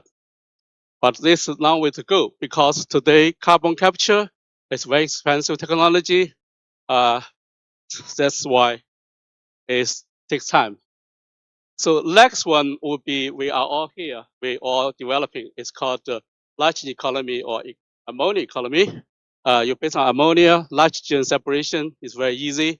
You have renewable electricity from solar or wind. You can use water, nitrogen through electrochemical synthesis process to produce ammonia. Once you ammonia, you have ammonia, you can store ammonia, transport ammonia for long distance, distribute ammonia. Then you have ammonia fuel cell or ammonia internal combustion engine for your car. This is nitrogen economy, or we can call ammonia economy. So this is more feasible than the carbon economy. The key reason is separate nitrogen from air. It's so easy. It's so abundant. This is electrochemical process. This is future. I think today most green ammonia is still produced by the Haber-Bosch process. Use electrolysis water, produce green hydrogen, then separate nitrogen from air to produce ammonia, green ammonia. That is also okay. But in terms of efficiency, electrochemical process is much better. That's the future. Beyond ammonia economy, actually you can use urea. So why we put urea? When we talk about ammonia for ammonia fuel cell, ammonia combustion, a lot of time people say ammonia is toxic. If we carry a tank of liquid ammonia, we are panic. It's released, we'll be poisoned, right? So if you worry about safety, then you can use urea. You know, people generate urea every day. It's non-toxic, water-soluble powders. It's fertilizer, very famous natural fertilizer. So similar to ammonia, with renewable electricity from solar, wind, marine, whatever, you can use the electrochemical synthesis process, nitrogen, CO2, and water to produce urea, direct produce urea. With urea, which is non-toxic powder, very easy to transport, storage. Then you can use urea fuel cells to drive your car. Urea fuel cell is nitrogen economy or not. I think it's a kind of nitrogen economy. More precisely, it could be hybrid nitrogen and carbon economy because urea also contains carbon. You may have question, how does the CO2 coming from? Actually, CO2 is easy. Ammonia can be used to scrubbing CO2. If in the flue gas, you pass ammonia, the CO2 will react with the ammonia to form ammonium bicarbonate. Then further high pressure, you can produce urea. So use ammonia to separate as CO2 capture for CO2 capture. Next one is everybody familiar with is hydrogen economy. This is the best economy. You only involve water. You don't need nitrogen. You don't need any carbon. Water is environment benign, which is very good. You can use electricity, produce hydrogen, hydrogen storage, use hydrogen fuel cell, internal combustion engine, for your car, release water to the surrounding. The key is we need good hydrogen storage materials. Before the onboard hydrogen storage material has been discovered, this cannot be enabled. That's why we think ammonia economy could be more feasible at this stage. Okay, so if you compare all these economies in a single table, you can find out today is use fossil fuels, everything using fossil fuels, coal, natural gas, oil, all fossil fuels, all carbon, mainly energy, chemical energy is stored in the form of carbon or carbon bonding or carbon hydrogen bonding. So this is carbon economy. So future, you can develop a carbon economy, nitrogen economy, or hydrogen economy. Depends on the requirement. At this stage, today, we think before the hydrogen storage material has been discovered, ammonia economy or nitrogen economy is more feasible. So next, ammonia as a carbon-free energy carrier. So this slide I got from website. You can see ammonia, hydrogen are closely related. So anything you can do with hydrogen, you also can do with ammonia. You can combustion of hydrogen, you can combustion ammonia. You can hydrogen fuel cell, you can do ammonia fuel cells, exactly the same. So ammonia, hydrogen are brother and sister, strongly associated. So if you think about hydrogen production, and you can say hydrogen production, only 4% is green hydrogen from renewable electricity. The rest, 96%, is from fossil fuels.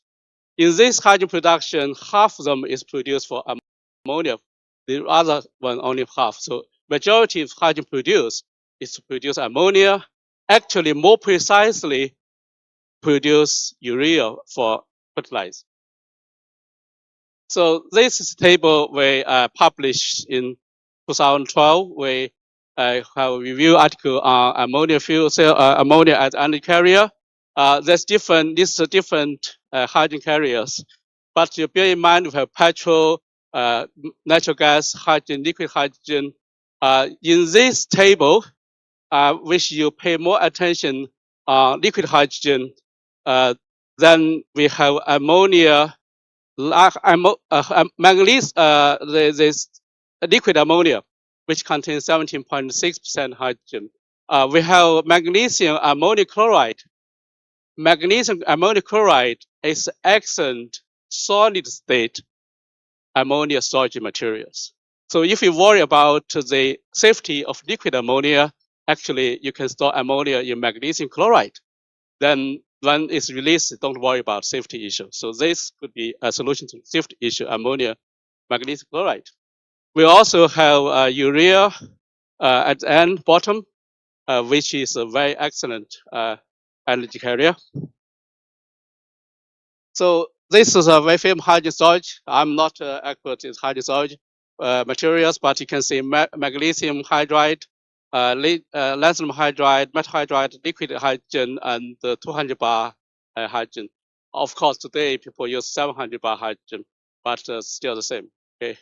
So if you think about the energy density of hydrogen gas, 700 bar hydrogen, and liquid hydrogen, ammonia solution, liquid ammonia, and urea, you can find low mass from volumetric energy density and mass energy density. You can realize liquid ammonia and urea is very competitive. It's much better than liquid hydrogen.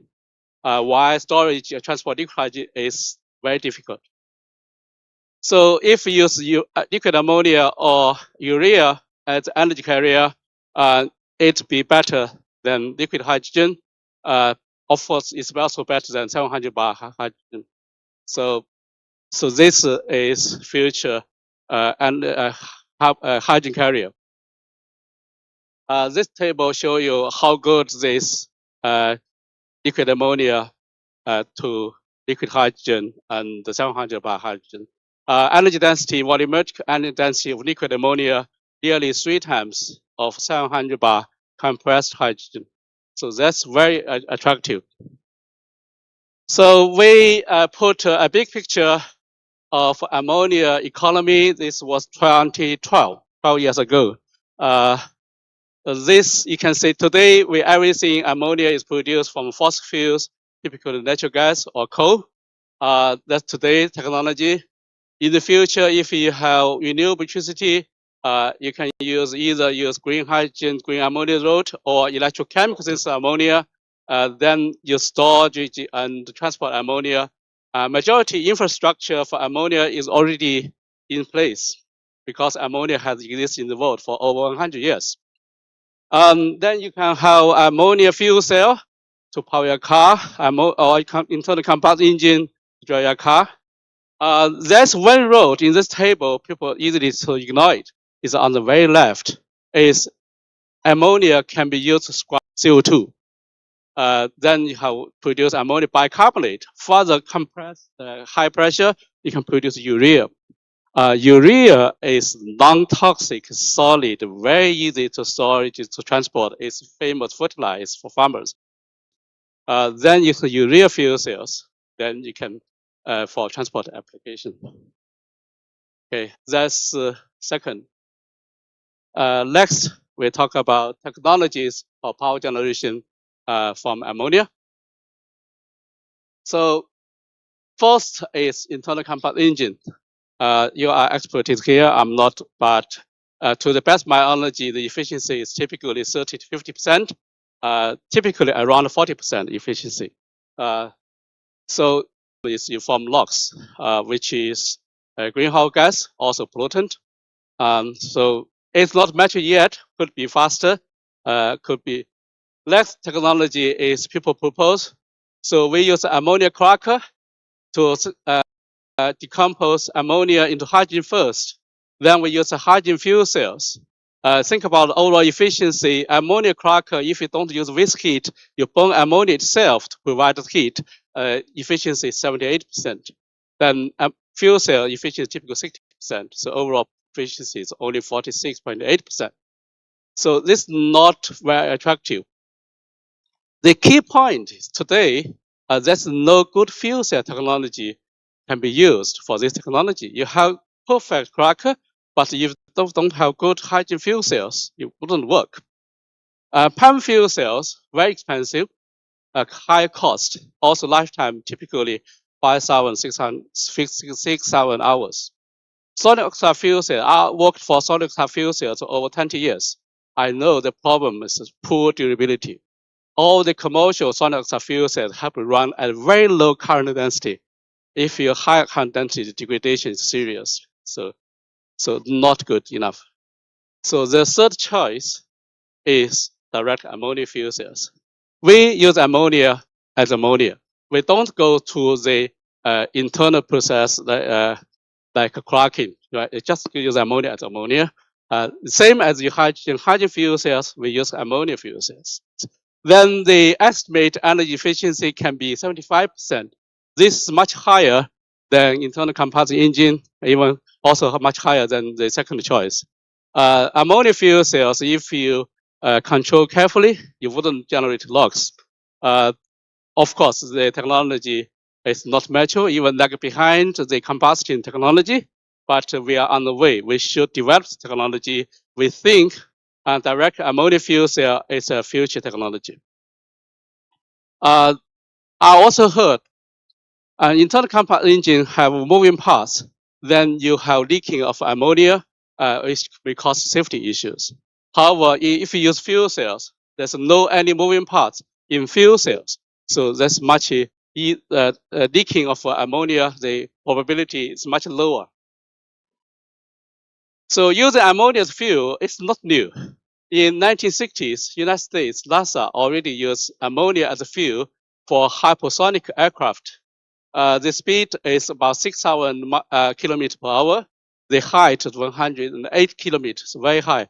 So this use liquid ammonia as a fuel, liquid as the oxidant.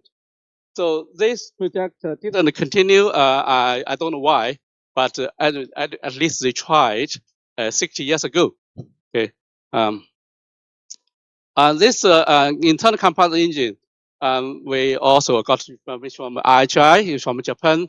They claim they can burn liquid ammonia, direct use liquid ammonia. To the best of my knowledge, direct burn liquid ammonia is very difficult. You may generate more loss. However, if you partially crack ammonia into mixture of ammonia and hydrogen, then burn it, and you can reduce loss formation. And there's also nice talk yesterday, Foshan laboratory use ammonia combustion to produce ceramic tires, which is good progress as well. So combustion of ammonia is one technology. So we are more interested in direct ammonia fuel cells. The major reason is the high efficiency. If both technology both are mature, both combustion engine and ammonia fuel cell are mature, both cost the same amount of money, both can do the same job, I think people's choice would be to go with the one with high efficiency, which is direct ammonia fuel cells. So if you compare the open circuit voltage of hydrogen and ammonia air fuel cells, you can see the hydrogen red one and the green one is ammonia. They are similar, not big difference. Ammonia fuels has a little bit lower efficiency, OCV, but not very much lower. However, if you go to oxygen, use oxygen in the cathode, pure oxygen, not air, they're different. The OCV of direct ammonia fuel cell increase against temperature higher at high temperature than hydrogen fuel cell, which is advantage because higher OCV normally means higher power density.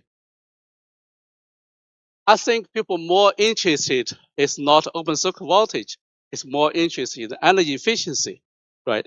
So why we claim ammonia air fuel cell estimate efficiency is 75%, this is evidence. So for today's PEM fuel cells, hydrogen fuel cells, typical operating temperature is 90 degrees C. The efficiency is 60%. This because they have complete cooling systems. You have to kill the heat. If you remove the cooling system, say we increase temperature to 150 degrees C, then the efficiency can be 10% more. Why we PEM fuel cell don't go run about at 150 degrees C?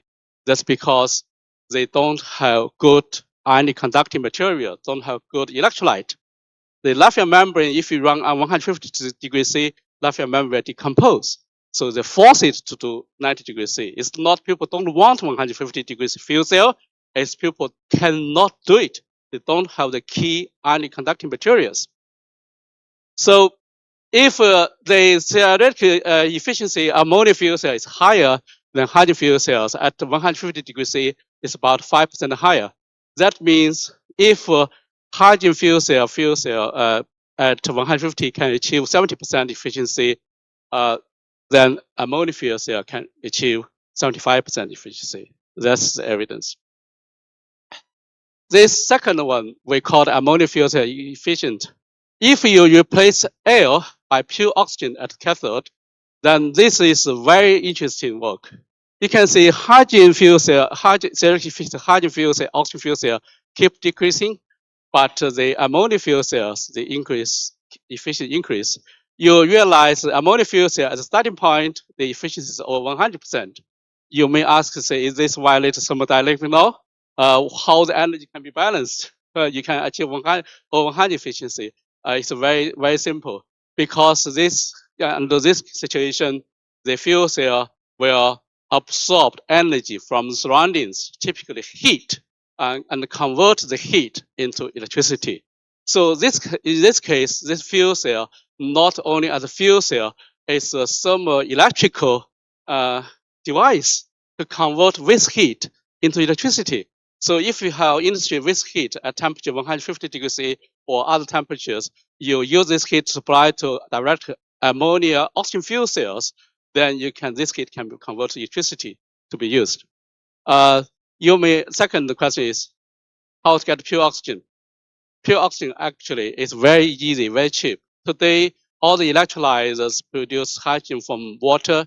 The oxygen, you only collect the hydrogen. Most of the oxygen is simply released to the air. It's wasted. If that oxygen is collected to be used for ammonia oxygen fuel cells, then you not only have very high efficiency, also you can use waste heat to convert to electricity. Actually, there are a lot of waste heat surrounding in industry, particularly for compressors. So advantages of direct ammonia fuel cells over hydrogen fuel cells. Why we do ammonia fuel cells, not hydrogen fuel cells? First, so we'll solve the problem of transport and storage of hydrogen. You already know, I think everybody agree, ammonia is much easier to store and transport. Also, can partially useful for ammonia can be used for lorries, ships, vessels, trains, buses, and remote areas, such like telecommunication towers, to supply the electricity to these cars. So in the future, we may compete with hydrogen fuel cells, ammonia fuel cell, and power electrical cars, same as batteries, like Tesla car today. We hope one day we can see ammonia fuel cell car to drive the car on the road. You may concern how about safety of ammonia. You can use magnesium chloride as a solid ammonia storage materials to solve the safety issue. Another safety issue is you can use urea to store ammonia for ammonia. Okay, different type of fuel cells. So we have different type of fuel cells from high temperature, low temperature. We have solid oxide fuel cells, very high operating temperature. We have molten carbonate fuel cells, alkaline fuel cells, PAM fuel cells, alkaline fuel cells, ion exchange membrane fuel cells, and near ambient temperature solid oxide fuel cells, all different type of fuel cells. They all work at different mechanisms. So in this type of fuel cells, we are particularly interested in the low temperature fuel cells because you can use it quick startup, suitable for transport applications. So also ammonia itself is weak alkaline. So conventional PAM fuel cell, the electrolyte cannot be used for ammonia fuel cell. But if you use ammonia as a fuel, it has to be alkaline environment. Then you don't have to use precious metal catalyst. So the cost will be lower. So different type of fuel cells. The first fuel cell was ammonia fuel cells was invented in 1980. Solid oxide fuel cell with yttrium stabilized zirconia as electrolyte, 1899. this is not suitable for transport applications because slow startup time, ceramic material very fragile. Second is alkaline fuel cell 2008, use potassium hydroxide, sodium hydroxide as an electrolyte. This is not compatible with CO2 in air, cannot be used either. The next one is alkaline membrane fuel cell or ion exchange membrane fuel cells. This 2010 with polymer ultra-ion conductors. The key drawback is the CO2 in air react with alkaline membrane, decrease ion conductivity. That's the key issue. Even people have developed very good stack, but still not good. The last one is just we developed this year with near ambient temperature solid oxide fuel cells. We use ceramic ultra-ion conductor, which is compatible with CO2. Don't worry about it. So for alkaline membrane, besides the CO2 issue, is another issue is ammonia crossover. Ammonia fuels from anode to cathode through the polymer membrane. That's another issue. If you use ceramic materials, you solve both the problems. Then that's the last one we believe is the future. So ammonia fuel cell, solid oxide fuel cell typically use oxygen conducting materials with operating temperature 500 degrees C. I think there are quite a few talks tomorrow regarding SOC ammonia fuel cells or proton conducting materials. The reaction mechanism is like this. We don't want to go to the details. Anyway, the performance is very impressive. That's only on paper. If you do a commercial product, the durability would be poor. That's because of the oxide materials, sublimation, and cross diffusion. If you proton conducting materials, it's similar. But if you proton conducting materials for solid oxide fuel cells, the key advantage is the water is produced at the cathode. If we are not dilute the ammonia, this is the key advantages. However, it's still high working temperature, poor durability. Very impressive IV curves. Okay, so we invented this alkaline membrane fuel cells, ammonia fuel cell 2010, 40 years ago. This looks good. We had patented. We have mechanism developed. We also the mechanism is similar to the alkaline fuel cell because they transfer ions as ultra ions. This membrane fuel cell was very hot in the past few years. Initially the power density is quite lower. You can see very low because early stage. Then a group in the United States we applied back pressure to both anode and cathode. Also use pure oxygen at the cathode, makes power density much better. Even can make 75 watt of direct ammonia fuel stack with alkaline membrane electrolyte. What we invented, but this group developed this. However, this fuel cell has two drawbacks. The membrane itself is unstable, has to use pure oxygen at the cathode. Also, the ammonia crossover is another issue. To solve this problem, we must use ceramic materials, not the polymer materials. So next, we talk about different materials, low temperature ammonia fuel cells. For low temperature ammonia fuel cells, the anode materials is we call ammonia oxidation catalyst. Typically, is precious metal, platinum, iridium alloy. We found nickel copper alloy is a low cost ammonia oxidation catalyst, which is very good. This is still the hot area today. We found also we use different methods to prepare nickel copper. We improve the performance. And we also put nickel copper in the perovskite oxide. We found the better performance as well. We don't have time to go to details. Other one, we put other oxide. We also get a very good ammonia oxidation activity. So nickel copper is promising. Is that good enough? My answer is not yet. Okay, not yet.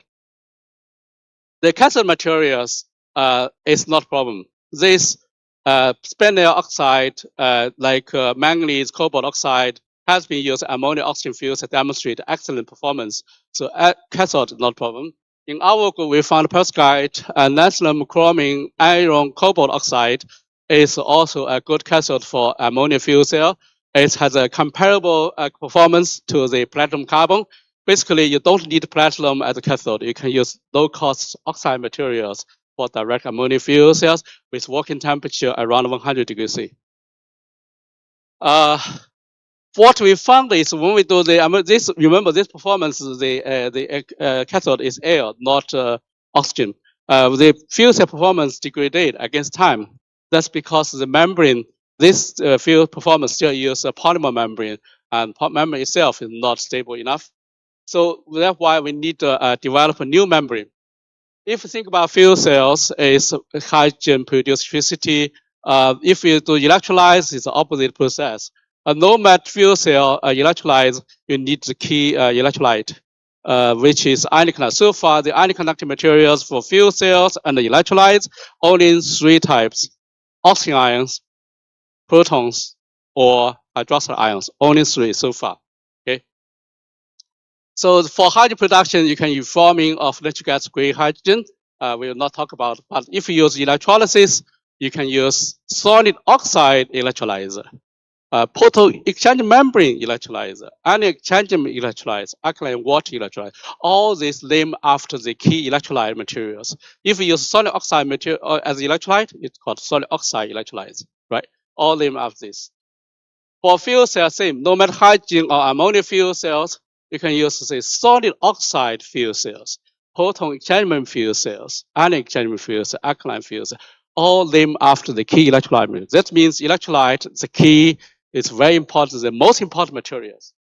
However, in the past, this first SOC, SOEC, the electrolyte is stabilized the cornea, the durability is poor, so they cannot operate at low temperature, only about 500 degrees C. The materials sublimation, materials cross diffusion cause the durability problems. So, second, PEM electrolytes, the durability is not good, only 5,000, 6,000 hours. The key problem is high cost. Because it's an acidic membrane, you have to use precious metal catalysts like platinum, iridium, ruthenium, very high cost. AEM fuel cell, AEM electrolytes, the durability is poor. That's limited by the membrane itself. The polymer membrane is very poor durability. So the cost could be lower. FC, of course, poor durability because potassium hydroxide solution. Water electrolytes looks good. I know a lot of electrolytes produced by potassium hydroxide solution in the commercial one. People think it's a mature technology. In fact, it's not. The main problem, there's quite a few accidents, the explosion of the alkaline water electrolyte because mixture of hydrogen, oxygen mixed together. So safety issues, you need to improve it. So if you think about the electrolyte materials available, the most famous issue of stabilized zirconia was 125 years ago, still the best oxygen conducting materials for SOC, SOEC. So there are some important perovskite, oxide, proton or oxygen conductor, but they are this or that reason, mechanical strength or high cost, whatever, they are not commercialized yet. All this is high temperature. Lafayette membrane looks good, but it's not good because all these reactions rely on sulfonic group side chain, easy to break, poor durability. Also, European proposed to ban Lafayette membrane in 2026, 2 years from now. OH-ion conductor polymembrane is same to Lafayette membrane. The OH-ion conductor rely on the side chain function group, easy to break, very poor durability. So far, I have not found any polymeric OH-ion conducting materials yet. So to solve the problem, we need a stable and conductive ceramic OH-ion conducting materials, which working at low temperature. That's what we do. So what our discovery is, we use a hydration strategy to discover the OH-ion conducting materials. Because Lafayette membrane heavily rely on humidity to provide high conductivity. Alkaline membrane, polymer membrane is same, rely on a high humidity, provide high conductivity. Is ceramic material the same? We put the ceramic materials in water, measure the conductivity. We found it's quite good. Hydration actually is key. So for low temperature ionic conducting materials. So if you measure conductivity materials, you can get good conductivity. So conventional solid fuel cells, working temperature above 500 degrees C, poor durability, very difficult to commercialize large scale. But if you reduce temperature to below 200, even to below 100, then the material sublimation, diffusion much slower, the durability much better. So we use this to develop hydrogen ammonia fuel cells. The strategy is very simple, use oxygen vacancies. We will skip this. So what we found is this conductivity exceeds 0.01 Siemens per centimeter at temperature below 100 degrees C. This is a very interesting work. For solid oxide materials to achieve this kind of level of conductivity, the temperature normally about 600 degrees C. So we also measure the transfer number concentration cells. We find the majority of the ion conduction is ultra ions, not protons. We have a neutron diffraction to find the pathways for these ultra ions. Solid state MI. We found actually the ultra ions is closely related to the oxygen vacancies as well nearby the dopant, which is the yttrium. Definitely the ultra ion conduction is closely related to the formation of hydrogen bonding. That means liquid water is the key. Without liquid water, it's difficult to achieve high ionic conductivity.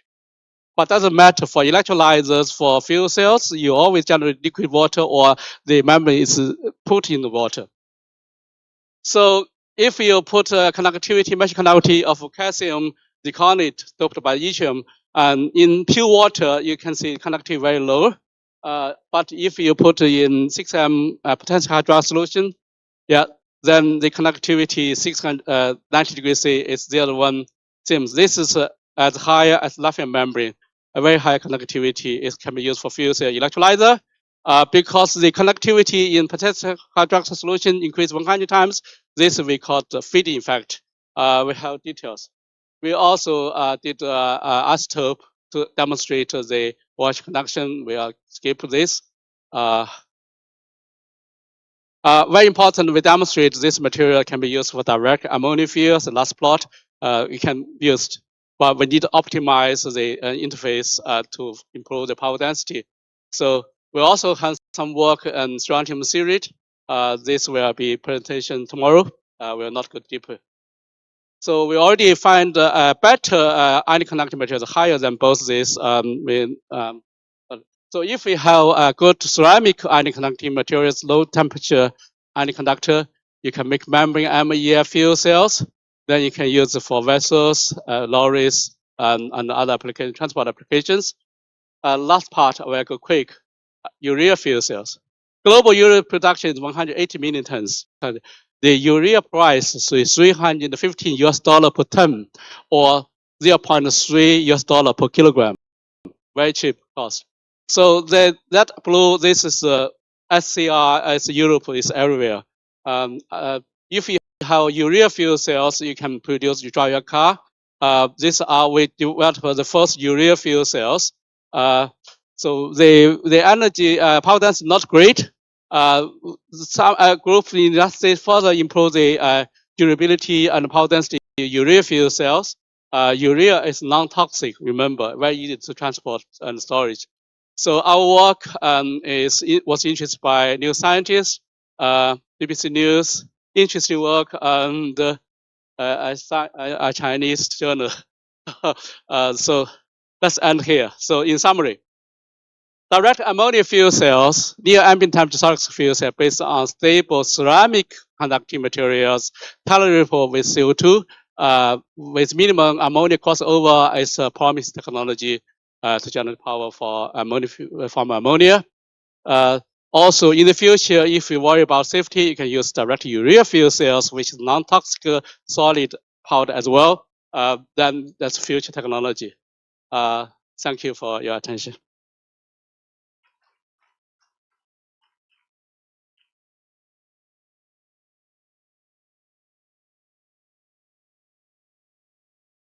Oh, thank you, Professor. Stimulating talk. Now, on behalf of the organizing committee, let me to pass on some presentation.